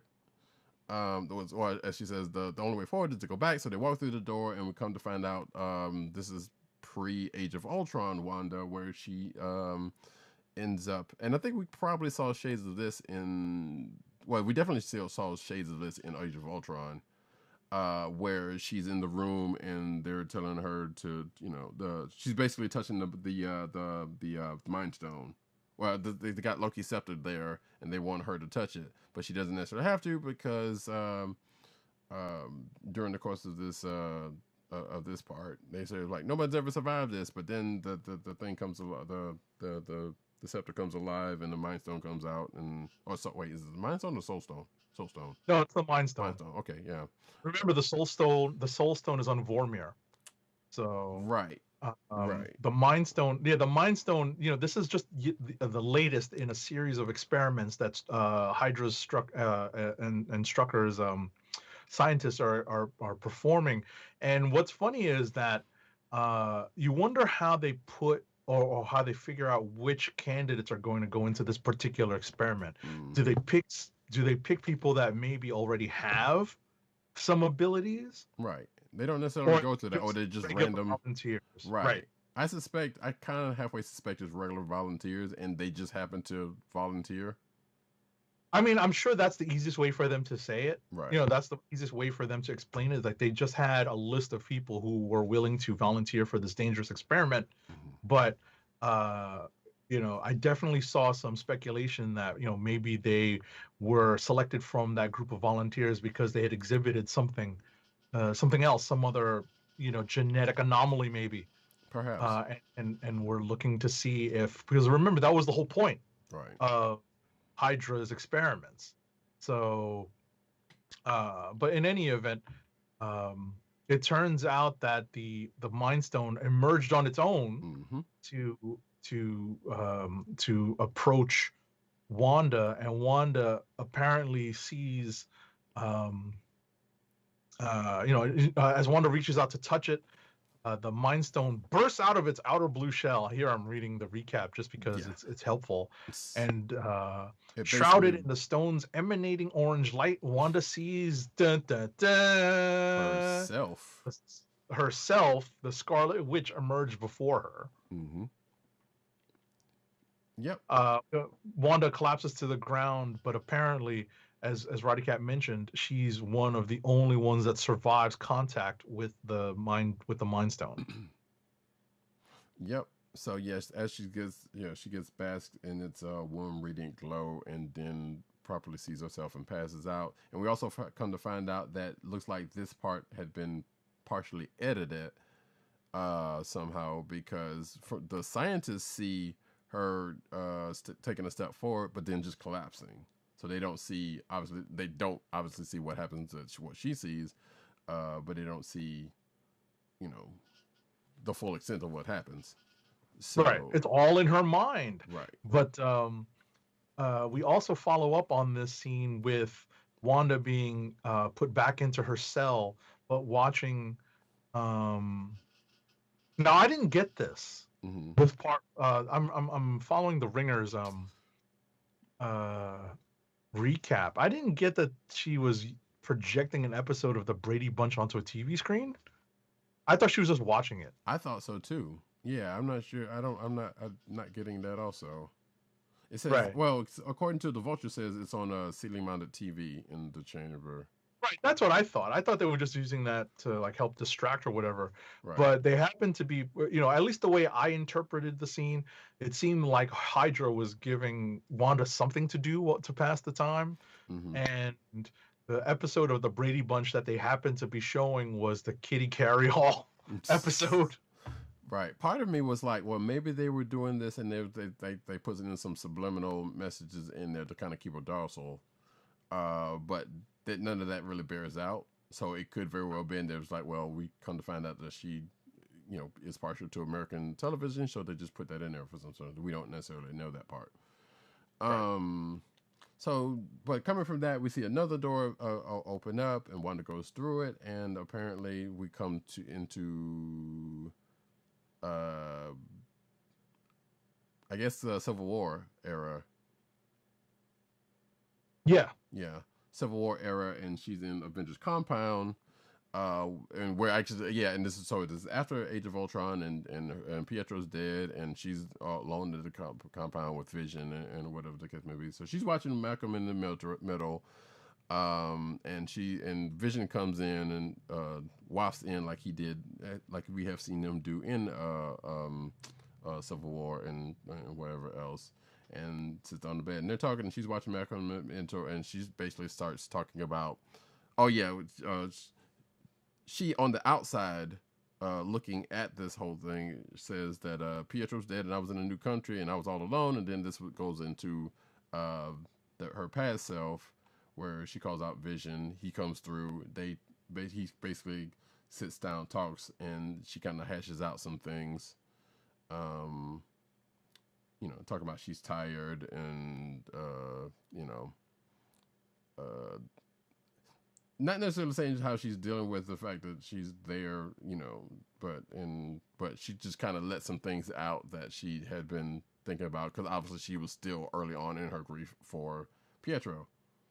Mm-hmm. So a lot of that kind of bears out, and even, I guess, bears into what we see coming up with what she ends up doing with Vision, which we'll get to in a second,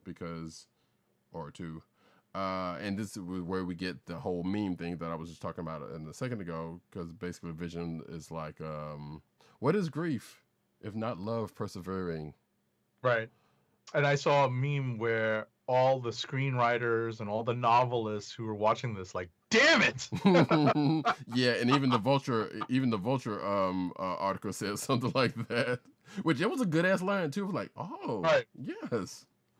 I was like, all right, whoever wrote that, props to that person or peoples, however that Heck of came a out. line. Heck of a line. Yeah, definitely. So, so then it cuts to Vision, in that same past scene, actually laughing at something, and Wanda's like, no, it was actually funny. And then it breaks back to the present self, where Agatha says, parents dead, brother dead, Vision dead. What happened when he wasn't there to pick you back from the darkness, Wanda? And Wanda says she wanted them back, which, again, like I said, some of that it kind of refers to. And they walk through another door, which brings us forward in time to Sword headquarters. Right. And we see news footage of the blip happening, or the blip just ending, so which means that this is after Endgame. Right. Or very shortly after Endgame, or some sort of, because they're still talking about the blip. Or the snapping, as I like to call it, because I hate the blip is terrible. Anyway, so she goes to the guy at the first that says she wants to see Vision's body. He deserves the funeral, at least she says, or I deserve it, as she said. Talks to the guy at the front desk who's just there, being a receptionist.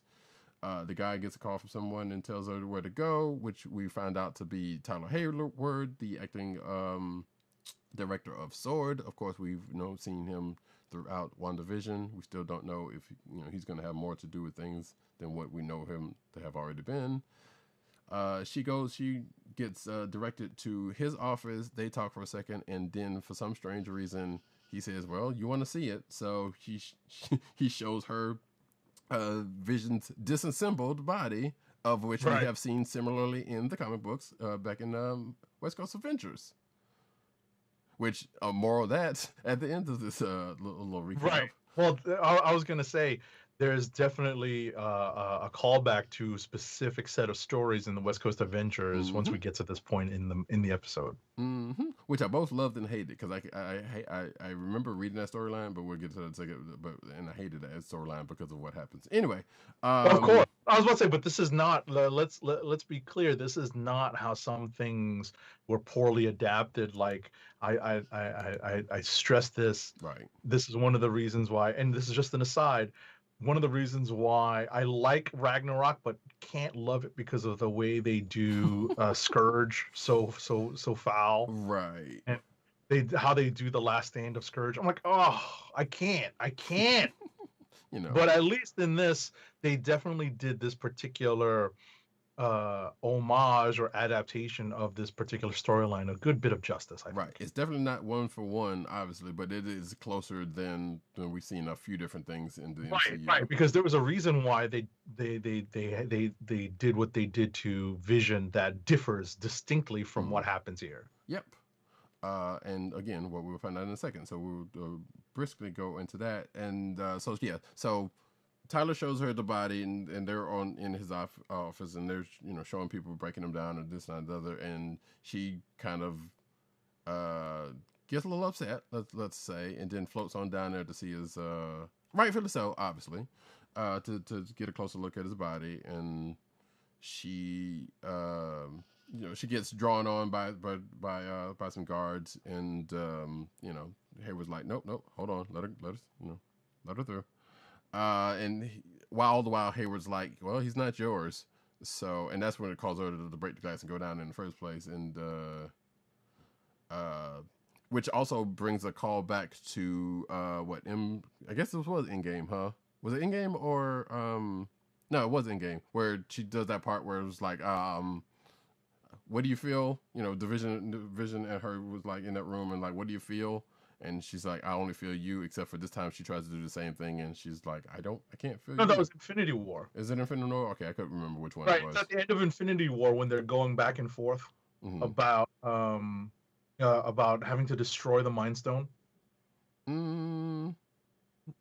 Right, it's before it? It's when, Vision is like, it's time, Right. because Thanos is coming, and the other Avengers are not able to hold him off. Oh no. I'm talking about not that part. No, when they were there was a quiet moment between them two, and they were in, I'm assuming, her room or his room. Oh no, so I think it was actually in game because he was dressed as, in his quote unquote new human version, and she was like, and Vision was like, "What do you feel when you touch it?" Because he was talking about the Mind Stone himself. Yeah, I was about to say, but they don't show up in Endgame until Wanda doesn't show up in Endgame until the end. So I think it's Infinity War. Are you sure? Because I thought they were at the beginning. Oh wait, no, you're right. Infinity War, because it was at the beginning of Infinity War before everything pops off. Yes, you're right. That's it. Yeah. So yeah, it was at the beginning of Infinity War where they have that talk. Right. And anyway, regardless, that part still happens, or a similar part to that happens. Right. That's the callback. Right. Exactly. That's what you're calling back to. That's what they're calling back to when she says, "I can't feel you." Right. So there's that, and then she just gets misty eyed. Now I meant that this was kind of had me a little bit emotional. I was like, oh, it calls back to that, and and all that happens. So she walks back out to the room and marches back to her car, which is kind of the weird part about this, because I was like, because we're led to believe that she kind of went in there, stormed the place, and got it thanks to Hayward's probably machinations on that video, right? But she just goes out to her car and just like, oh, I'm getting ready to leave, and then she sees this letter on her car seat, which looks like it's a deed to, what we kind of find out is a deed to a property, which weirdly enough, why is it in New Jersey? But still, yeah, even though we know in the comics they did that anyway. Right, it's like deed and plans, and it seems like this is part of a journey that she's on. Mm-hmm. And my guess is that she had that, that document.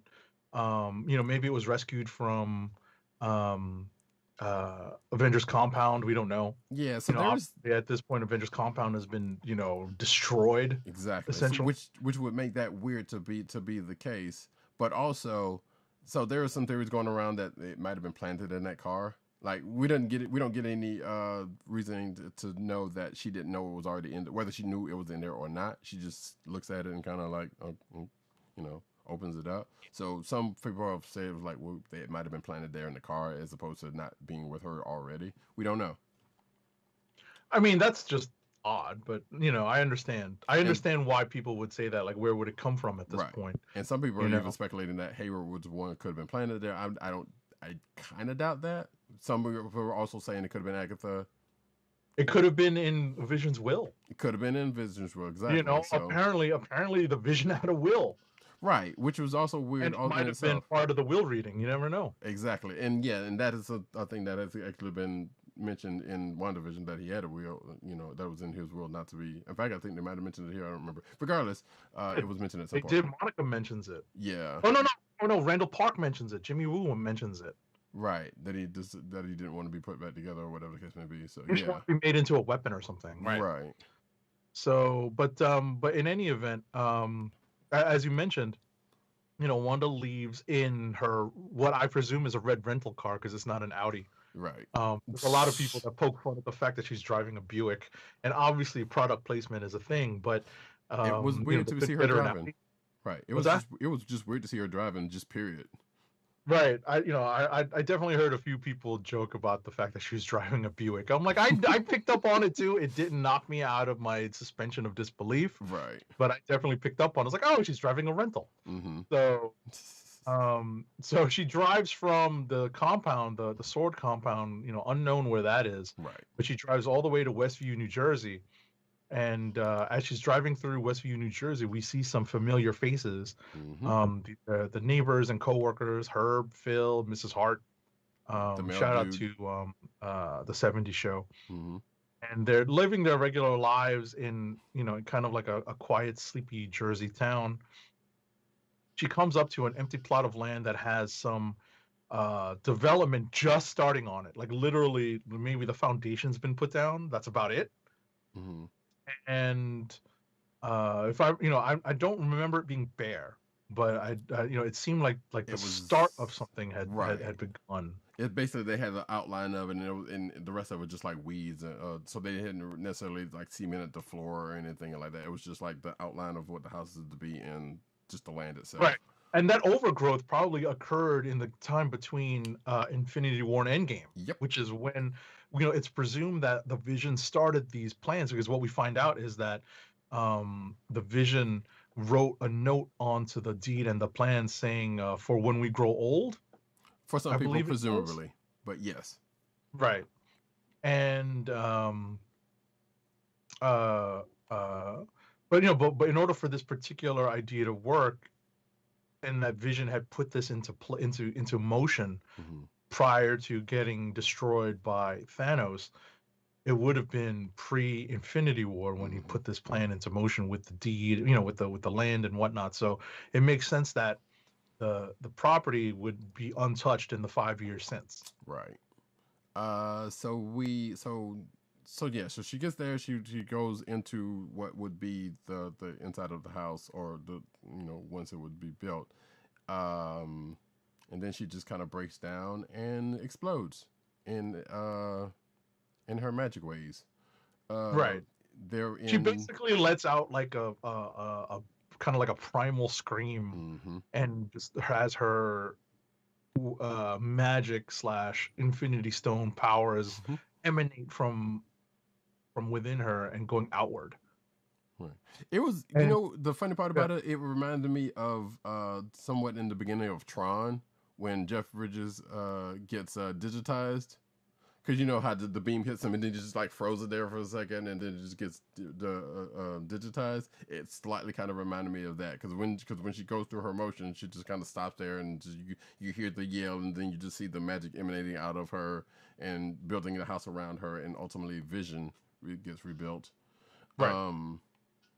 And what seemingly, after all this is said and done,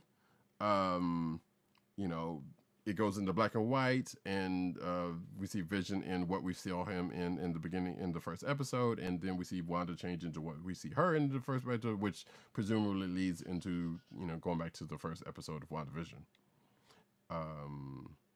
or I guess before that. And then we see, like I said, we see him in his 50s garbs, and he says, "Wanda, welcome home. Should we stay in tonight?" And they sit on the couch and kiss. And I believe, I can't know if he does the thing with the remote, but yeah, there you go. And then we cut back to present Wanda, who sees she's on the soundstage and everything is in color, and the camera, presumably this is the same studio that I filmed the first couple of episodes with, because we know there was a studio audience with that. But we see the sound of two hands clapping, and or hear the sounds of two hands clapping, because we don't have that kind of technology yet. Outside of the movies. It's Agatha sitting in one of the rows, and she says bravo, and then disappears in her purple smoke. She hears the boys and runs outside into Westview, where we see Agatha floating in this black and purple get up, and she has the boys on magic leashes, she says, "I know who you are. You have no idea how dangerous you are. You're supposed to be a myth. A being," and get this, because this is where it all comes together, and hand claps all around for this part, because you can kind of see it building up. She was like, let's see, "You're supposed to be a myth, being capable of spontaneous creation, and here you are, using it to make breakfast for dinner." The camera zooms in on Agatha's face as she drops the bomb. "With a whole little life you've made, this is chaos magic, Wanda." So we get that. I don't think we get the whole Nexus being thing, but I think some of that is also implied here. But anyway, and it makes you, pause for emphasis then, the Scarlet Witch. Da, da, da. And then it cuts to the credits. And I was like, when it happens, like, yep, come on, give it to me.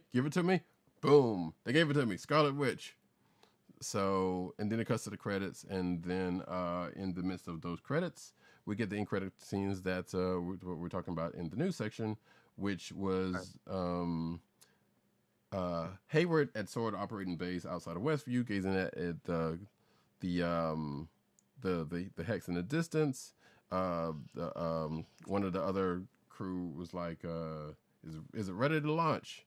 And Hayward says, "It's about time." Walks into another room, and then we get to see that missile that from a few episodes back that was imbued with, or the drone, excuse me, not missile, but the drone that went into Westview that was imbued with some of Wanda's power. I believe it's the same one she she brought out and was like, "Here's your toy." Right. But, This is the one. Right. This is the one that she scraps, and this is a little bit of weird tech / magic / right. how did they know how to do what just happened? But Exactly. what we're leading up to is something that definitely caught me off guard. I don't know about you. I loved it, but it kind of did. But because I didn't, because I didn't expect them to actually do this part. Right, it caught me off guard because I did not see this coming in this particular storyline. What they do is they have reassembled Vision over the course of this over the course of this series. They've reassembled him, and what they do is they basically, and this is why I definitely bumped on this. I definitely lost my suspension of disbelief. They essentially pointed the drone. It's still glowing with the Scarlet Witch's energy, the transforming energy. Which that's the part I have a problem with, but go on. What's that? No, I was going to go finish what you're saying. That it's still radiating. Right, exactly. That's the point. Yeah. That's my point. It's still radiating. So why is, how are they able to harness this energy that seems to be ambient, seems to be, radiating visibly from it when we don't get that from Wanda or anybody else affected. Clothes. Monica, yeah. Well, no, actually, we kind of do get that. No, but we don't get the energy radiating off. You're right. That's my point. We get what we get in that discovery is that the clothes are changed, right? But the point is we don't see the magical energy radiating from the clothes, so we happen to see it here. Right. And I'm how long? Okay. Well, so which brings up the questions. One, how long has this thing been? Well, because everything we've felt like we've known. I'm not even worried about how long it's been. It's just like how did they figure out that they could set this thing up to do what they end up doing, which is they literally pointed at. I have an answer for that. Inanimate Vision. And then what do? Just kind of hope that the magic transfers? That they press a button? No, because I wouldn't say they had like wires to it. Just kind of, it was basically like a siphon. So here's my theory about this, and I feel like it could bear through, or it's going to come out somewhere. Because obviously, product cataract is something to do with that. It is pretty much the whole impetus of this. So they've been studying the hex all this time. So surely they have some sort of idea about, whether they could do something with it or not. Or at the very least, they know the properties to a certain extent. They probably don't know everything, but they probably got to a point to where it was like, all right, fine, we can use it to do what they ended up doing here. Some kind of way. That's the only way that makes sense. Right. I mean, at the end of the day, it's still energy. Right. And in the simplest sense, what Roddykat mentioned is probably how they pull it off. They literally put 2 wires of conductive material between the Vision's inert body, and they plugged them up like a battery. Radiating. Yeah. What's that? They basically plugged them up like a jumpstart battery. Right, and they connect the 2 wires, and they just hope for the best. Right. And what ends up happening is that the magic flows into the Vision, and in a sense reanimates him, but in a different way. Right. And what we get is that. There you go. What we get is the White Vision. Yes. From the comic books. And I was like, holy shit, they did it. Oh my God. I wouldn't expect them to do that. But here we go. But, and also I guess, because my thinking was like, okay, they had Vision to do this in the first place, because that's why they could kind of tell where he was, because they were tracking the vibranium and all that kind of good mess, But I guess upon reflection, seeing the disassembled Vision kind of was the first time I was like, wait, are they actually going to do what I think they're going to do? But even then I was like, nah, they're not doing that. They just did this to kind of recall that, but they're not going to actually do the blank Vision. And no, they did. They totally did. They basically powered him up from that drone that still somehow had energy, which was the part that I had a problem with, because like anytime we've seen, like even when Monica got thrown out of the hex, she had energy on her at the time, but we can safely assume that it dissipated at some point because it wasn't still on her any of the times that we had seen her after that. But we do also know she got changed from it. So that's, or when she got revenge, she got permanently changed from it. But still, she did not have a permanent glow like this drone did for whatever length of time, which is why I brought up the length of time, between Wanda giving it back to them, she expanding the hex, and them having time and the time and the place to to do whatever they did to siphon the energy off of it into this new vision, which I guess is kind of the same as what she ends up doing like the previous to this when she actually makes the vision, because when she remakes the vision, you can see this getting rebuilt from the top up with Mind Stone energy, which apparently she can tap into clearly. And get rebuilt and reformed. They just kind of they already had the body. They just imbued it with some energy. So technically, her way has its soul. Their way just kind of has its body. So I'm curious as to whether we're going to see in this last episode a Vision on Vision fight, which I would imagine we probably will. We will see. And I believe that's pretty much it for that, because we see. Oh yeah, like I said, we see Blank Vision kind of come alive from the energy and looks at himself. And I don't know if any of that's supposed to be like a callback to Age of Ultron in the way Vision Prime comes to life, but because I know he kind of just breaks out when he gets imbued with by Thor, or kickstarted by Thor, I guess. And I don't know if he did the same thing. I would have to go back and see, but it really doesn't matter. That's that. Roll credits, and that was the end of the episode proper. Right. So surprisingly, we actually focus so much on Wanda and Agatha and Tommy and Billy that there are still the other characters in the show that are all kind of doing their thing, and we never touch upon them at all. Right. Other than the post-credit scene. So right. The Vision simulacrum that Wanda creates is still flying around. Darcy's still in the funnel cake truck. Monica Monica technically is right there at the basement. Right, she's being held captive by fake Pietro. Well, we don't know if she's being held captive. She just knows that he rolled up on her. Right. Well, we're assuming right now that that's what happened. That she's been captured. Maybe. Because that's what I think is implied, but you never know. We'll see in the episode. It's set to drop in several hours from now. So. Yep, in 3 hours as of the 3 actual hours of this thing. So we should actually move along to the rest of the news, because it's definitely getting late. So let me flip back over to the news. And I guess you can take this next one, since I did actually took the first one anyway. Alrighty. In a report, Marvel Secret Invasion character descriptions have emerged. This is the show based upon the Marvel comic story that's going to feature new faces joining some already set faces from the MCU. Those being Agent Nick Fury, played by Samuel L. Jackson, and Talos, played by Ben Mendelsohn. That new report surfaced showing that 2 series regulars will be added to the upcoming Marvel Studios Disney Plus series, notably an older male antagonist for the show and a middle-aged woman who will share many scenes with Nick Fury, according to the Illuminati. Okay. The named older male is supposed to be 50 to 60 years old. The woman character is supposed to be 40 to 50. Right, so we have no idea who could it be. Abigail Brand? We don't know, and actually we don't know how old Abigail Brand is, but that would be something. But we definitely don't know who the heck this male protagonist is, and I don't know enough about Secret Invasion to even hazard a guess.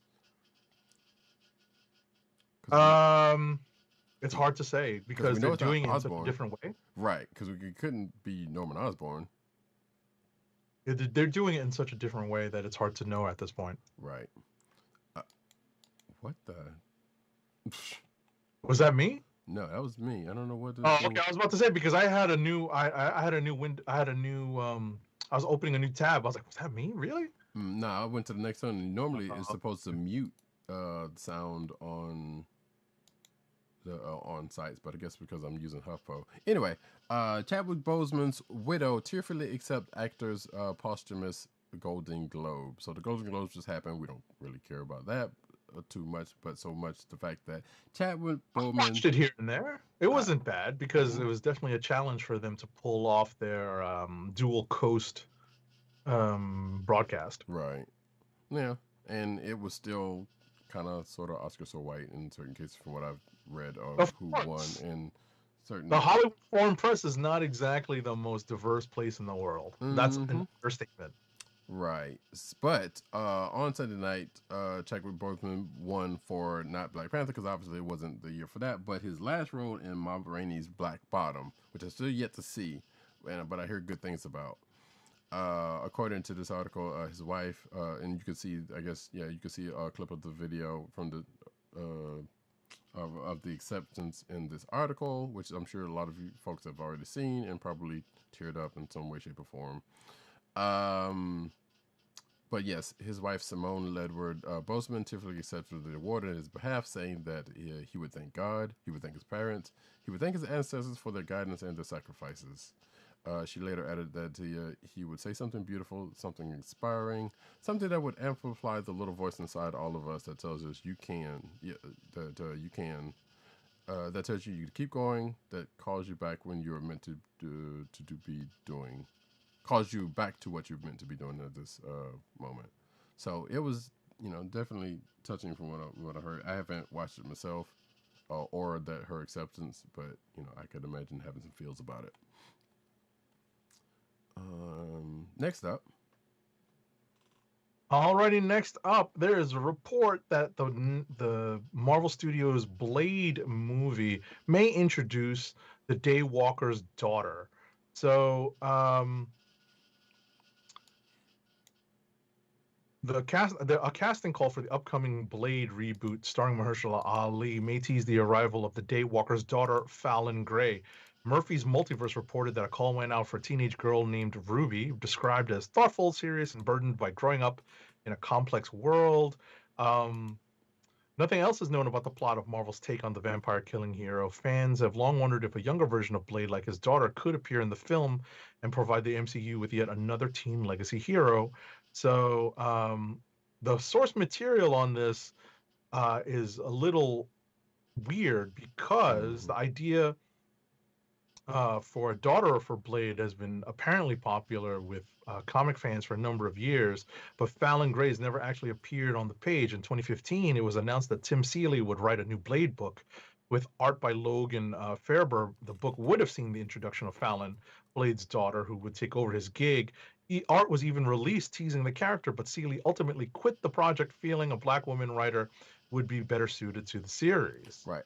We talked about this. We talked about this back in 2015 when this was supposed to happen, and that particular part. And yeah, if you're watching the video, you can see you can kind of see part of the art that was used interspersed with what looks to be a Mahershala Ali and I'm assuming Luke Cage, but I'm not sure if that's the case or not.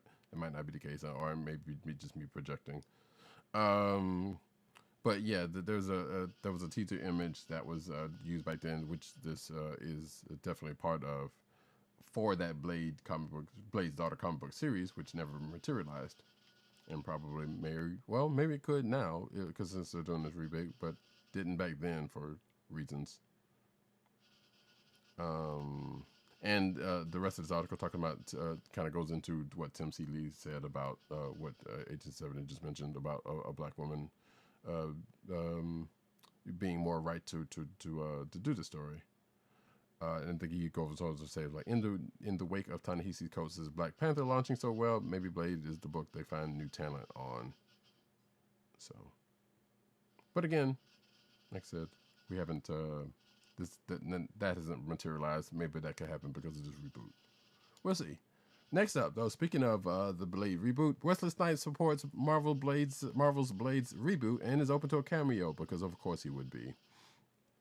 More than 20 years after Wesley Snipes donned Blade's trademark sunglasses and leather trench coat, Marvel, we already know about the reboot with Mahershala Ali, as Poach told. Wesley Snipes basically says, "I am 1000% supportive of it. I think it's great. Go for it, my man." Which I feel like this is an old story, but apparently this came out a few on the 24th. Because I could have sworn this was something that came out like right after that was announced. But anyway, but apparently this is when Wesley they were talking to Wesley Snipes on Entertainment Tonight because of Coming to America, which apparently is also just coming out today. or some people are watching as we speak on this recording. But Snipes also said he would be open to a cameo in a reboot for the sake of his fans, quote unquote. I say quote unquote, but okay. You never know. Under the right circumstances, I'm open to play with everybody. He continued. I know that people associate with me with role. Like, Wesley, we know you know that people know. Don't act like that. Don't act like that. But anyway, it'd be cool. Some people are speculating like, yeah, if he did do it, he could be like the Whistler of this one. Who knows? But that would kind of make more sense than not. But we'll see if anything comes out of that. Next up. You all right over there? Next up, Captain Marvel 2 is seeking a Boyega Jordan type for a mystery role. So, a casting call for Captain Marvel 2 apparently has gone out and may tease another Ultimate being added to the MCU. GWW uncovered a casting description for the upcoming sequel to Captain Marvel, seeking a male actor aged 20 to 30 for a part. The casting call says it's seeking a John Boyega or Michael B. Jordan type, but no other details are given. As the site points out, this would line up with recent theories that Dr. Adam Brashear, known as the Blue Marvel, will be making his MCU debut soon. The one adjustment would be to the character's age. Right. That's really the only major adjustment, unless they use some makeup to age him up, because they might actually go into the character's origin and bring him and make him a little older in present day. We'll see, but that's really the only difference. If they find a character, an actor to portray the character, that is, who is a little on the older side, then that might be able to, given the fact that Brashear's powers, I always found it weird that they aged him up so much, given his power set, having him age not quite in real time, but closer to it than maybe I was comfortable with when I was reading it. Right. So it's definitely interesting to see where they take the movie version. Right. All I'm going to say is, one, if you don't know who the Blue Marvel is, you should definitely check out Kevin Grievous if you have access to Marvel Unlimited or some way to do it. Miniseries on the Blue Marvel, but also Ultimates. That's all. That's what I'm saying. Because everything's pretty much lining up. We got Monica. If we get Brashear, Black Panthers. I mean, they'll have to do something with the Black Panther part about that. But America Chavez is coming through. I'm just saying there could be an Ultimates team shaping up at some point. That's all I'm saying. And I know I'm not the only person who said that, but regardless, I would like to see it. Next up, though, Spider-Man spinoff Silk eyes chilling adventures of Sabrina Star for the lead. So Sony Pictures has found a showrunner for the Silk series on Amazon, and the company has its eyes on the lead actor. The Illuminati is reporting that Sony and Amazon's planned Spider-Man cinema focusing on Silk has brought in Sang-Kyu Kim on board as showrunner. Kim has produced and written for Altered Carbon, The Walking Dead, and 24 Live Another Day. Also, currently executive producing something that we'll be talking about in a minute or two. But also, Chris Miller and Phil Lord will be producing this spinoff. So apparently, for the lead role, Sony is staying true to the source material and seeking a Korean-American woman between the ages of 19 and 29 to play young Cindy Moon. Heading from the Queens, the character is described as fond of the 80s and 90s and learns to vent her frustrations by fighting crime, perhaps reckless to a point, or to a reckless degree. What's wrong? Nothing. Okay. She will be reportedly struggling with her mixed heritage and dual identities.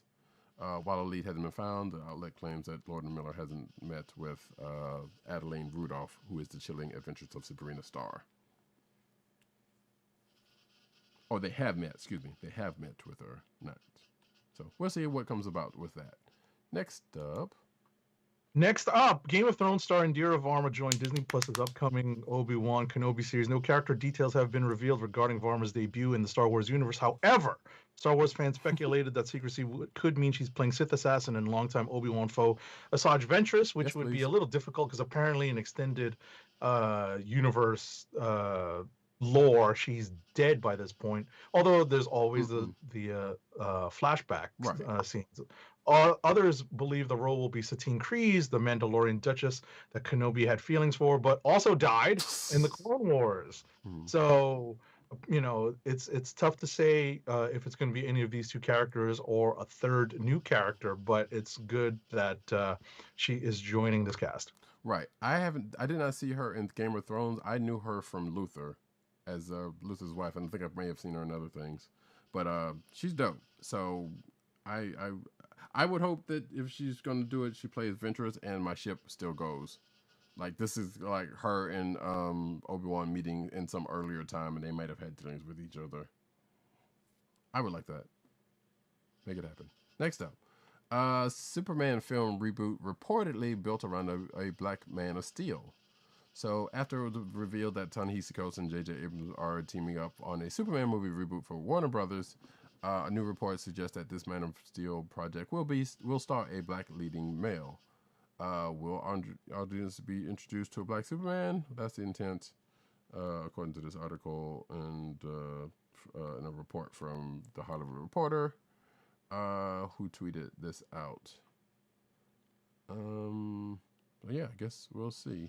And then I guess that was the blur from Shadow and Act about something Coach said, saying, I look forward to meaningfully adding to the legacy of America's most iconic mythic hero. So there you go. Next up. Okay, this is spoilers for Superman and Lois. Mm-hmm. Apparently, there's a Captain Luthor that hates Superman. As it turns out, Captain Luthor has a pretty good reason to dislike Superman. In Heritage, the latest episode, Luthor offers a few more hints about his past, revealing his connections to both General Sam Lane and the Man of Steel himself. A flashback also offered a glimpse of what his version of Superman did to his world. Apparently, this is an alternate universe. I'm not watching Superman and Lois, so I'm not 100% sure how this is connected. But apparently, Luthor can't find kryptonite in Moldova. It's a bunch of gibberish. The point is, they can't find what they're looking for, and Luthor has a beef with Superman from his world. Right. So yeah, I guess they're kind of taking a page out of the comic books, because I think this is the Supergirl, the Arrowverse Supergirl version of Superman, and maybe they crossed over into another another universe like they did in the comics relatively recently. I guess I'm not watching it either, so I don't know. And also they have 2 kids and not 1, so that's part is weird from what I saw. Anyway, one of these days I'll probably check it out. But to move right along, spoilers for Batwoman. Actually, Batwoman introduces the Batman Shadow of the Bat character to the Arrowverse. So according to this, welcome to the Arrowverse. Amygdala. Do not resuscitate, which I guess is the latest episode of Batwoman, introduced Aaron Helsinger. I almost said Heisenberg. When mysterious Hamilton dynamics scientist Dr. Rogers charged him with kidnapping Mary Hamilton and her father Jacob Kane. And yada yada yada. I guess whoever this character is just gets introduced in this. I have nothing of that character. So okay. Next up. Good Lord. So in 2 weeks, in just over 2 weeks, we have the release of Zack Snyder's Justice League cut with a runtime that's going to clock in over twice as long as the 2017 theatrical version. Snyder detailed how he specifically structured the lengthy project as 6 chapters.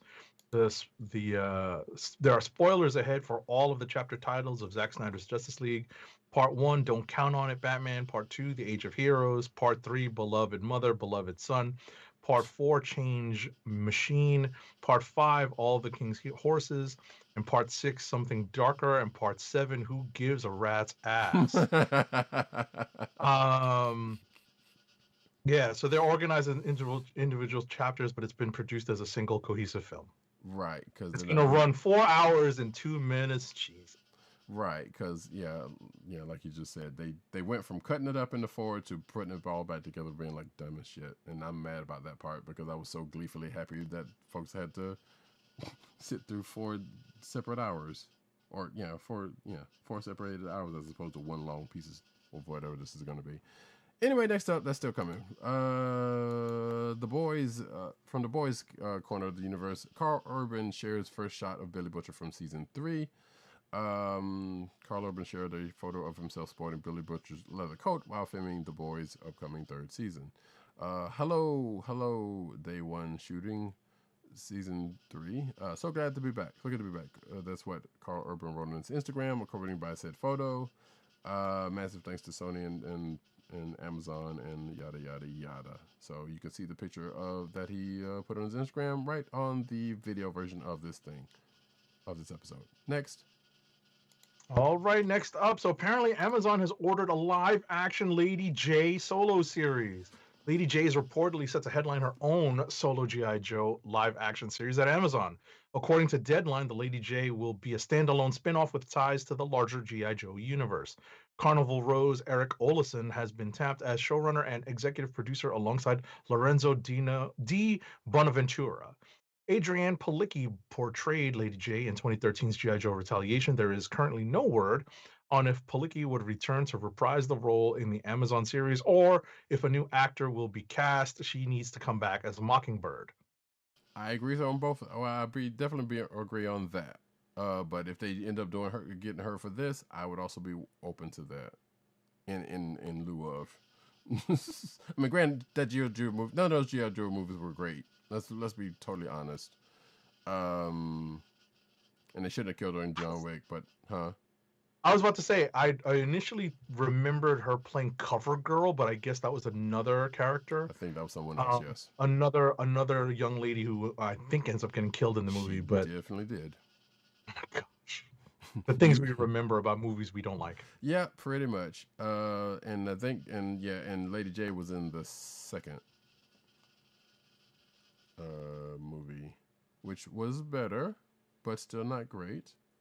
So yeah, get her back for this if you're gonna do it. I mean, again, that's not gonna make it any better or worse. But you know what? If we can't get her back as Mockingbird, then get her in something. And we can't get her back as in John Wick, then we got to get where we can.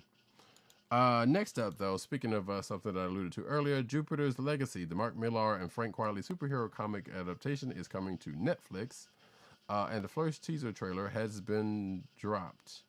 It doesn't have any real footage, but the video does confirm that the new series will premiere Friday, May 7th. The aforementioned Sang Kim replaced Stephen DeKnight as the showrunner on the series. That is all about the next generation of superheroes attempting to live up to their parents. Fans were uncertain how this Watchmen-esque story would land on the screen. However, now that the first trailer out, some of those qualms have been laid to rest. I have not seen it, and I don't really care that much about it. But there you go. It's out there if you want to check that out. Apparently, Josh Duhamel is a part of this. So, okay. Next. Netflix is developing an original anime series based on the Terminator. Woo. With famed animation studio production IG on board. The new animated series will, quote, approach Terminator in a way that breaks conventions, subverts expectations, and has real guts, according to showrunner and executive producer Mattson Tomlin. The project will be the Terminator franchise's surprisingly first foray into animation, following 6 live-action films and 1 television series, Fox's Terminator, the Sarah Connor Chronicles. Which actually wasn't bad. What's that?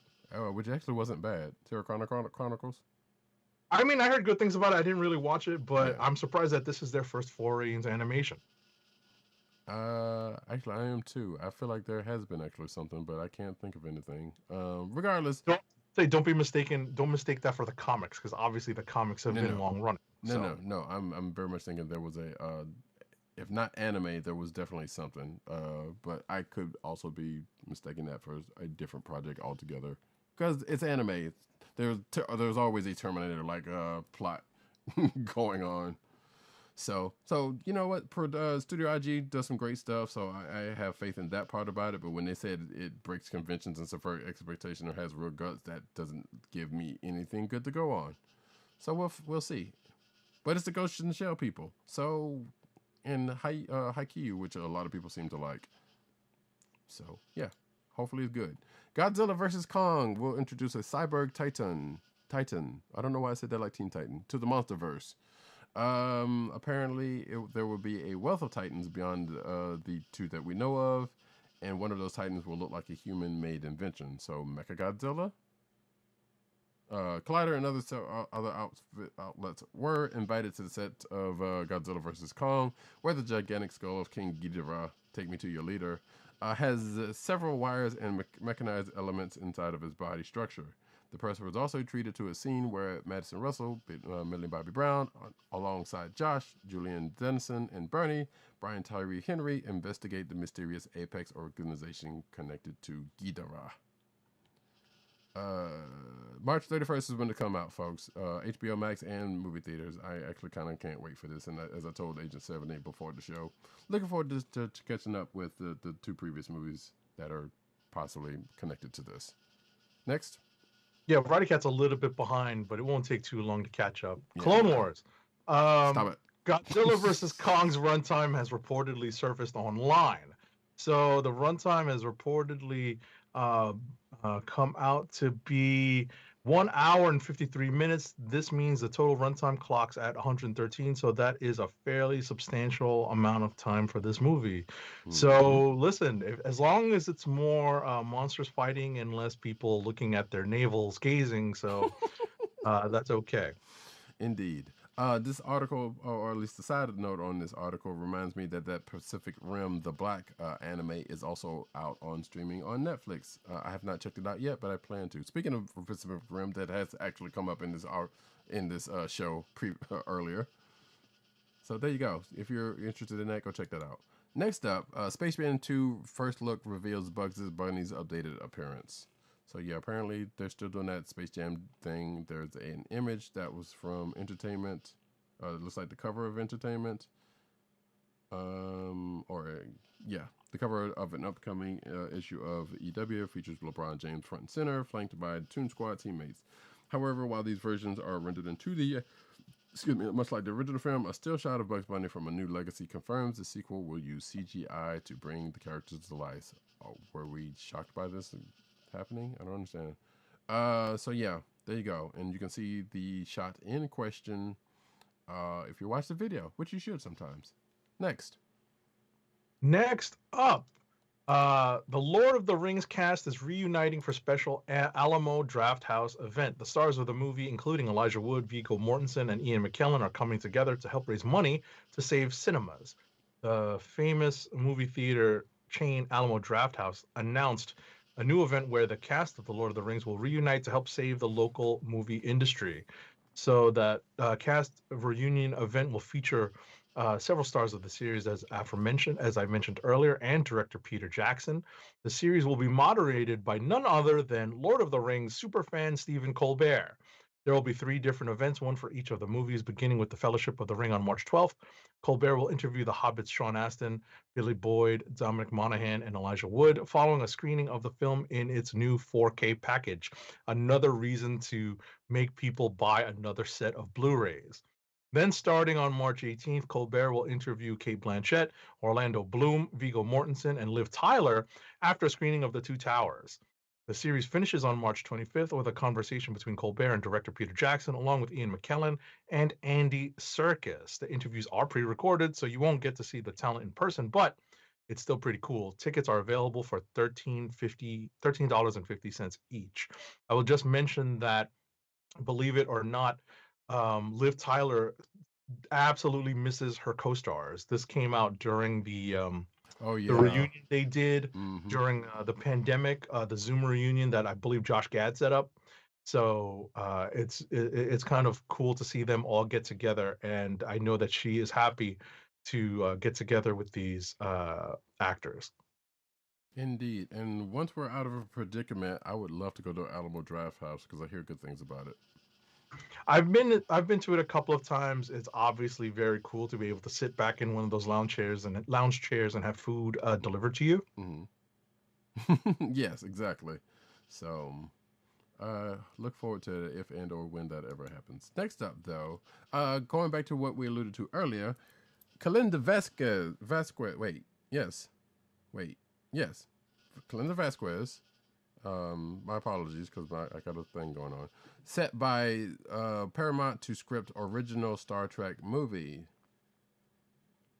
Kalinda Vasquez has been set by Paramount Pictures to write a Star Trek movie through J.J. Abrams' Bad Robot producing. Excuse me. Vasquez has written on Star Trek Discovery, and insiders said, "Wait, hold on. Is this actually the same person? Or am I might be totally." I think so. Yeah. Yeah. Okay. Yeah, it is. Okay, that's what I thought. Because I was like, wait, because yeah. Anyway, so yes, she's written on Star Trek Discovery, and this is the same writer of America Chavez, Made in America, Made in USA, which you talked about earlier. Right. She also co-executive producer on Fear the Walking Dead, and some others, and TV credits, as we said earlier: Marvel's Runaways, Once Upon a Time, Nikita, Human Target, which is a DC property also, and Prison Break. She recently adapted Barrier based on Brian K. Vaughan's graphic novel for legendary television. So yeah, she's done some things, and now she's writing a Star Trek movie. So in addition to what she's writing for Marvel and another thing she's also doing, so good for her. Next up, we're gonna transition into the comic book news. Indeed, go for it. Alrighty, scrolling.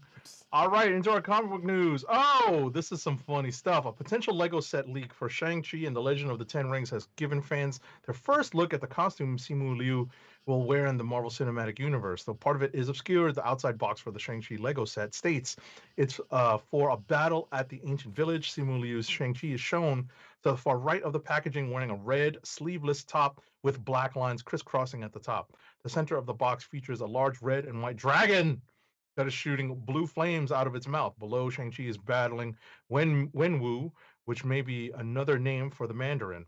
Other figures displayed with Shang-Chi and Wenwu include Xiaoling, Death Dealer, and a small creature named Morris, of all things. But yeah, dragons. Of course, no one in the Marvel universe has ever had any experience with dragons.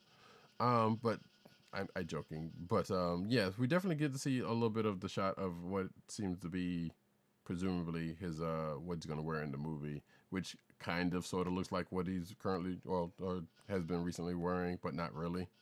I mean, it is off, but I mean, obviously they're kind of going away with it, you know. Right. But it's definitely got the feel of a jumpsuit, which is definitely where they were going with the Avengers run when Shang-Chi was a member of the Avengers during whatchamacallit, during the Avengers World storyline that Hickman did. So they definitely are inspired, I think, by that run, giving him a more superhero feel.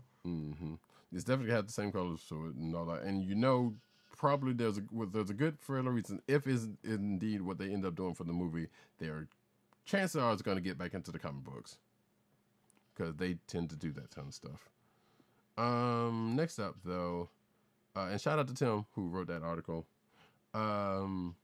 New Star Wars Vintage Collection figures arriving in fall 2021. So Lando's getting a vintage figure. So which means I guess they're bringing back that figure because we already had one. Let's see, IG-88 looks like is getting one. And looks like that might be all they're talking about here. They're 3.75 figures. 13 bucks a piece. And they will be out in the fall. And looks like they'll have accessories with it, of course. So, yeah, next up. All right, Tokyo Pop has a diverse array of projects in the works for later this year, including 3 new yaoi boys love manga, a Resident Evil graphic novel, and a new Disney manga, Stitch and the Samurai. During the New York Comic Con Metaverse panel last October, Tokyo Pop announced it would produce a graphic novel adaptation of the CG animation series Resident Evil Infinite Darkness. No information is yet available on the creative teams or the release date. This year marks the 25th anniversary of the game. More immediately, Volume 1 of Disney manga Stitch and the Samurai will be out on April 7th with an MSRP of $10.99. In this manga, which was produced in Japan, Stitch's spaceship malfunctions and he crash lands not in Hawaii, but in Sengoku-era Japan, the time of samurai and warlords. Stitch is found by a samurai who was disarmed by... Oh, my God. All right.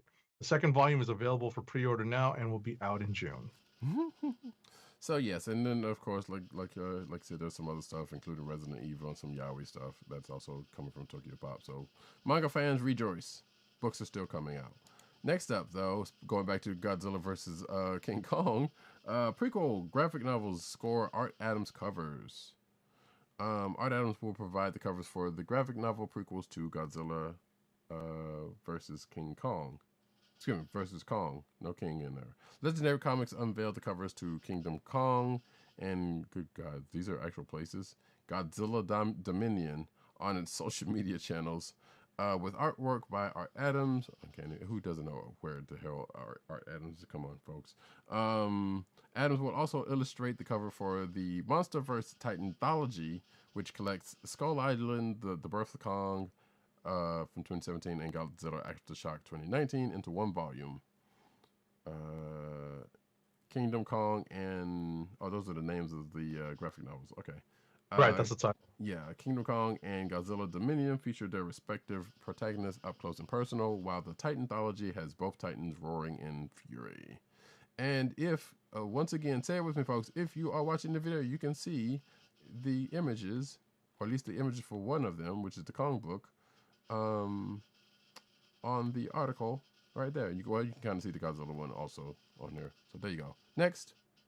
I would also note that you can look at work in progress images that Art Adams posts on his social media. You can check his Twitter, but more specifically his Instagram, and you will actually see once these images came out this past week, Art Adams posted work in progress images, so you can see blue pencil to lead pencil to inks. So it's pretty cool to see what he posts of these images.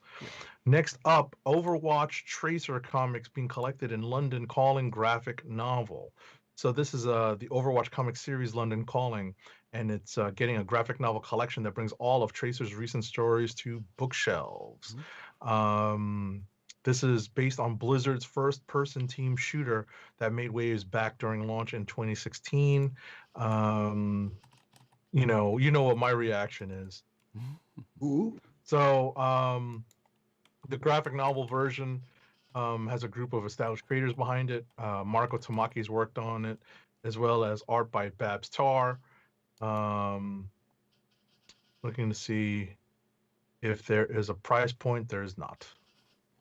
Also worth noting that, while this is being collected in a graphic novel, you can get these digitally for free at Comixology specifically. The graphic novel version is coming to bookstores on September 18th. Okay. But yeah, you can get definitely individual single issues of this Overwatch Tracer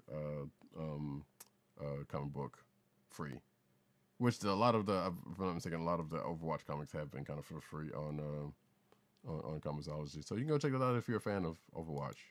Next up, Batman and Fortnite crossover comic book series reveals unknown secrets about the game. Good gosh, make this monster stop. DC and Epic Games are teaming up on a Batman Fortnite crossover in April, which I guess that means now the Marvel Universe and DC Universe are somehow connected through Fortnite.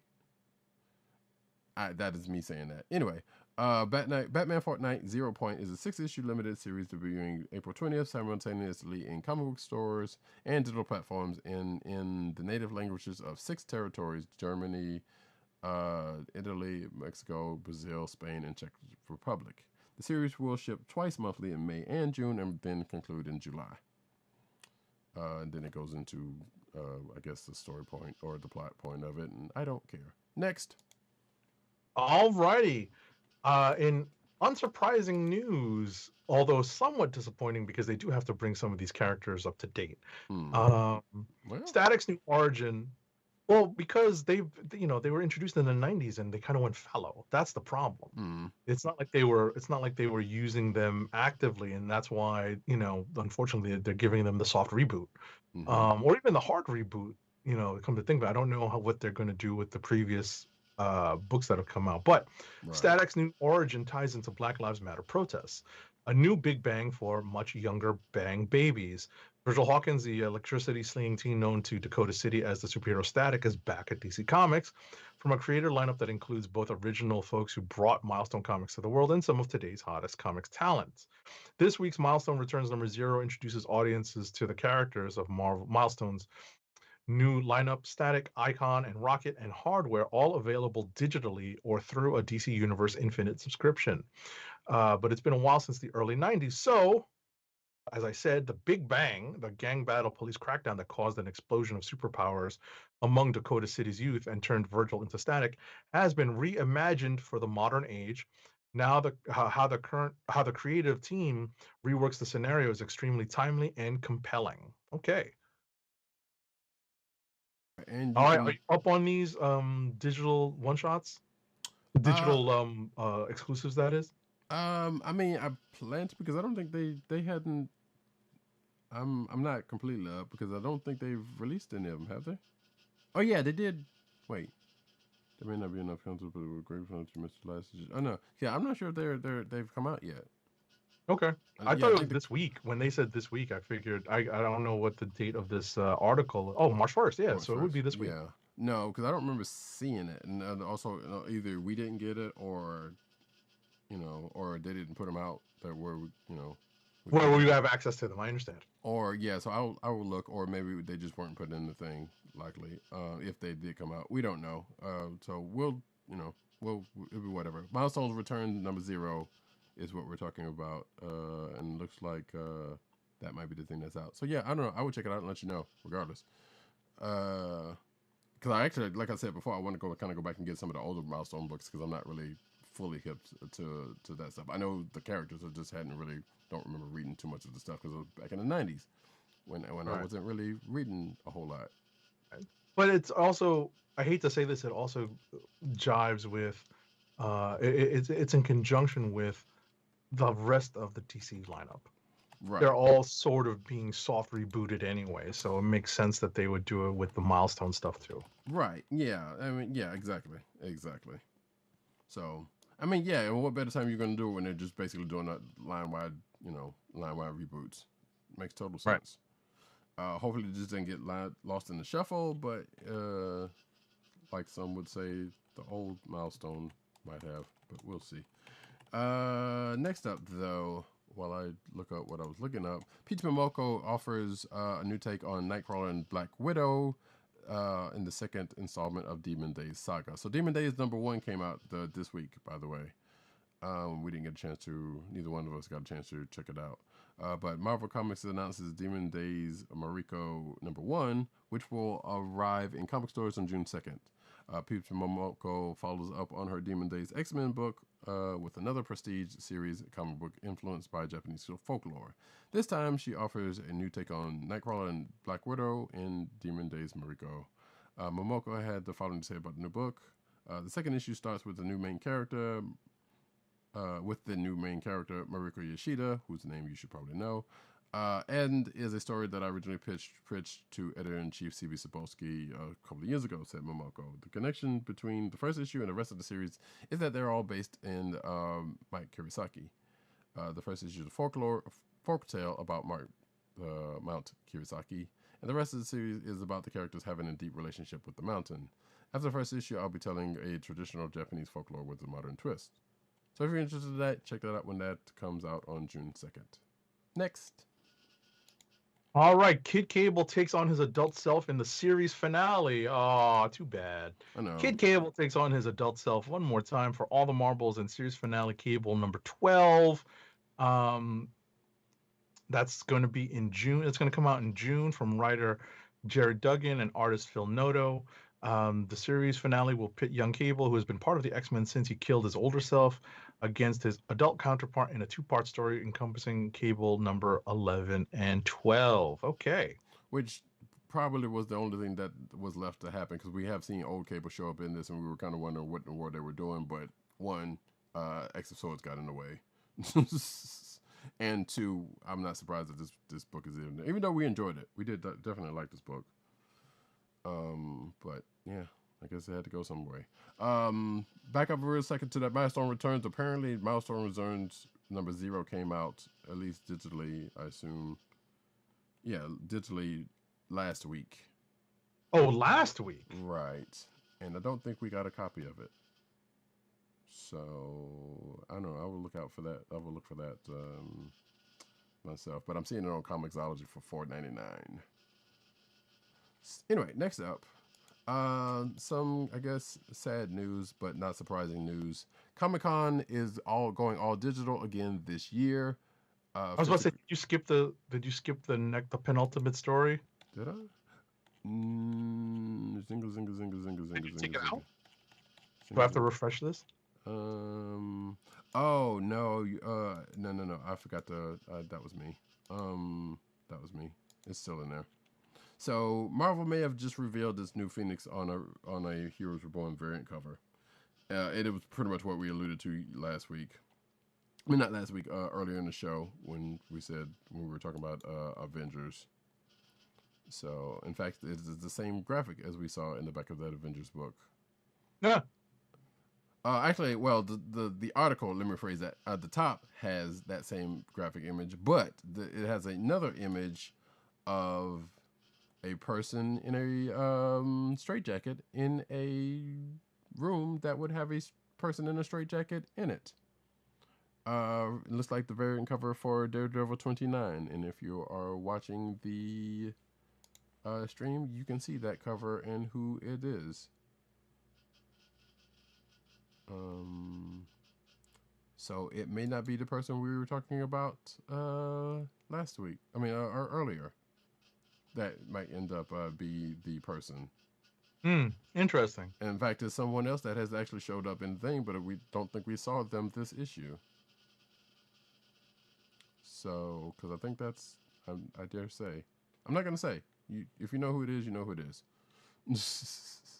It's hard to tell, to be honest, if you're just going off the image. Well, when I knew who it was when I saw it, but it also says in an article who it is. But I'm like, okay, that's who that is. That's who it is. I see. Yeah. I was about to say I wasn't reading the article. I was just looking at the image. Right. I couldn't tell just from the image, so. Right. Well, yeah, because the image has another image, not the one at the top. But if that's what the one you were looking at, I don't know. No, I'm looking at the image in the straitjacket. I'm like, I couldn't exactly, but now I look closely at it. Now I can. Right. So anyway, you can take this one. Oh, actually, this is yours anyway. So yeah. No, I was going to say it's the last one. Yeah, I know. Well, I got another one after this, but it's going to be quick. I was like, where? I don't see. No, this one I didn't definitely. Attendees will have to wait until at least 2022 to return to the San Diego Convention Center. Comic-Con International San Diego is canceling its 2021 convention in light of the pandemic. As with last year's SDCC, the physical convention will be replaced with a virtual Comic-Con at-home event, which will run July 23rd through 25. This news comes just weeks after Comic-Con International also canceled WonderCon for 2021. That convention, which is normally held in Anaheim, California, will also be replaced by a virtual WonderCon at-home event on March 26th through 27th. So this basically leaves us with the later season cons. I know that C2E2 was scheduled for the winter.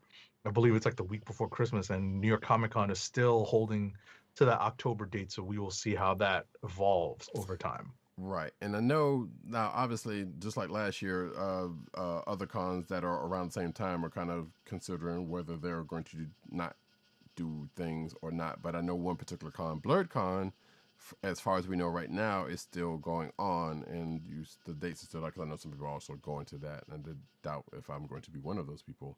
But yeah, there's people. We're probably going to start hearing more announcements of cons, whether it's still going or either going virtual or not at all in the coming weeks and months.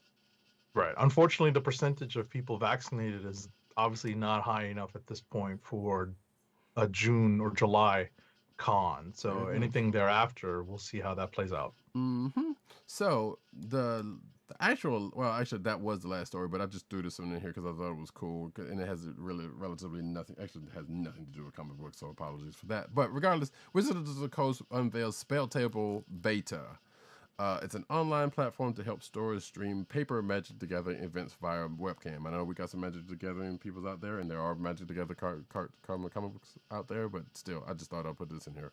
So it's a new beta, like I said, what I just said. So now basically you can stream your tabletop games of Magic. But I'm pretty sure there's been ways that people have been doing this already in this panorama.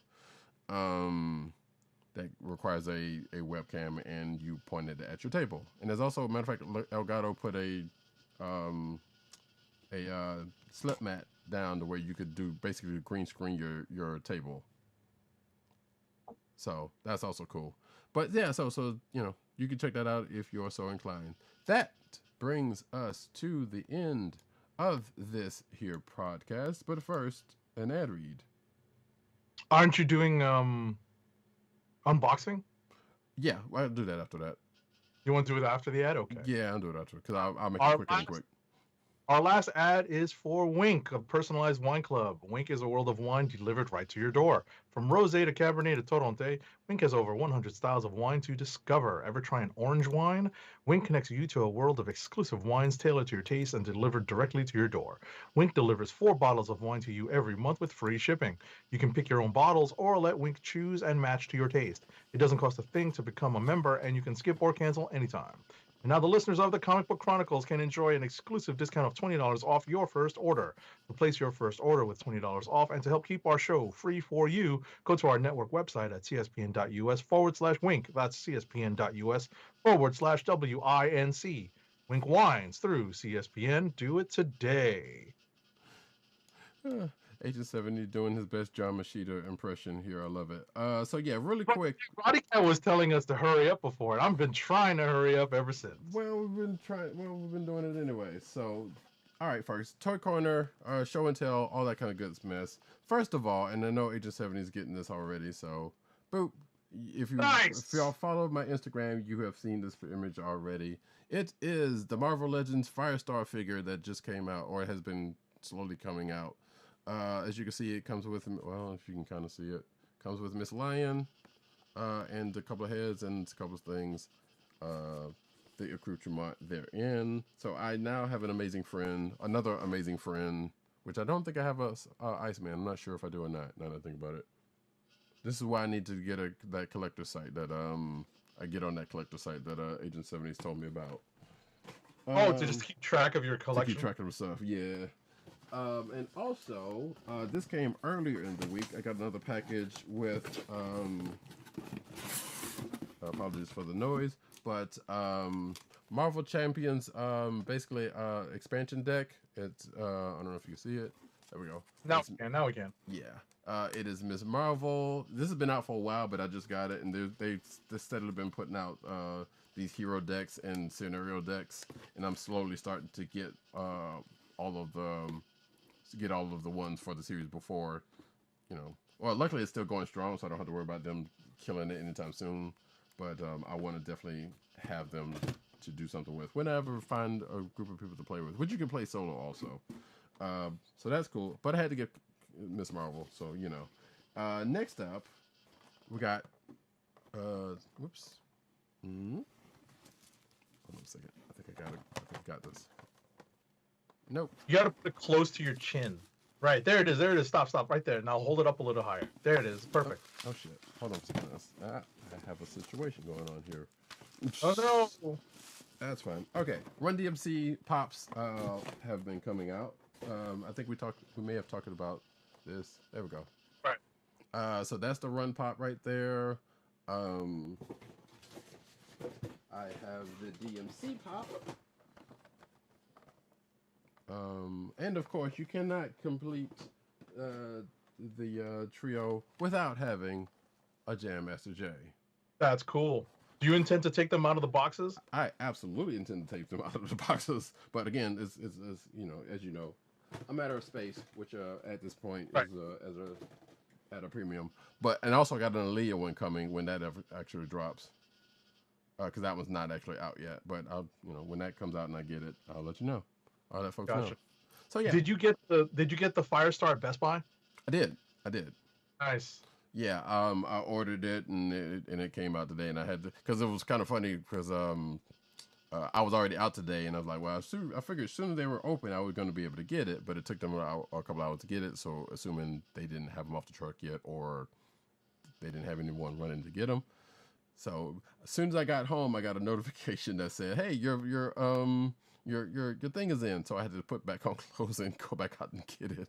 That's the way it works. Although they do hold it for a few days. They do. like 5 days, I think, after it arrives, so you have a little bit of a cushion. Right. So I am eagerly awaiting mine to be available for store pickup on Saturday. Mm-hmm. So hopefully by the time we reconvene for this show next week, I will have my amazing friend set up. Nice. Yeah, and like I said, And, I wanted to get and it before the for show. So no, I was gonna say, and just for your Iceman needs, that's actually one of the easier Legends figures to get. mm-hmm. Although that might change, that might have changed now that Firestar is out, because more people will want to construct their amazing friends. Mm-hmm. So I'm just mildly curious. I'm just gonna pop on our sponsor Amazon and see if Iceman, the version of Iceman that most people use is the retro Iceman with the X on his belt. Mm-hmm. So I'm gonna see if that is available on Amazon. Oh, it is, but I Right. don't have good news because this was traditionally one of the cheaper ones to get. But as I said, as I suspected, with the release of Firestar, I think the demand for this particular Marvel Legend has gone up. And not So, to no surprise. right, and it makes that makes the most sense. Mm-hmm. I'm gonna pop on the Best Buy. Unbelievably, Best Buy seems to have a decent stock of Marvel Legends. They're not the easiest to pick because sometimes they'll send you random ones, which is like really wild, like Right. like from an assortment. So And worth noting, I went into the store to pick it up because I was like, I didn't want to do curbside just for that. So I went into the store to pick it up, and it gave me a chance to kind of go in there and see what's up. I did go to the section where they would have Marvel Legends, and it was pretty bare.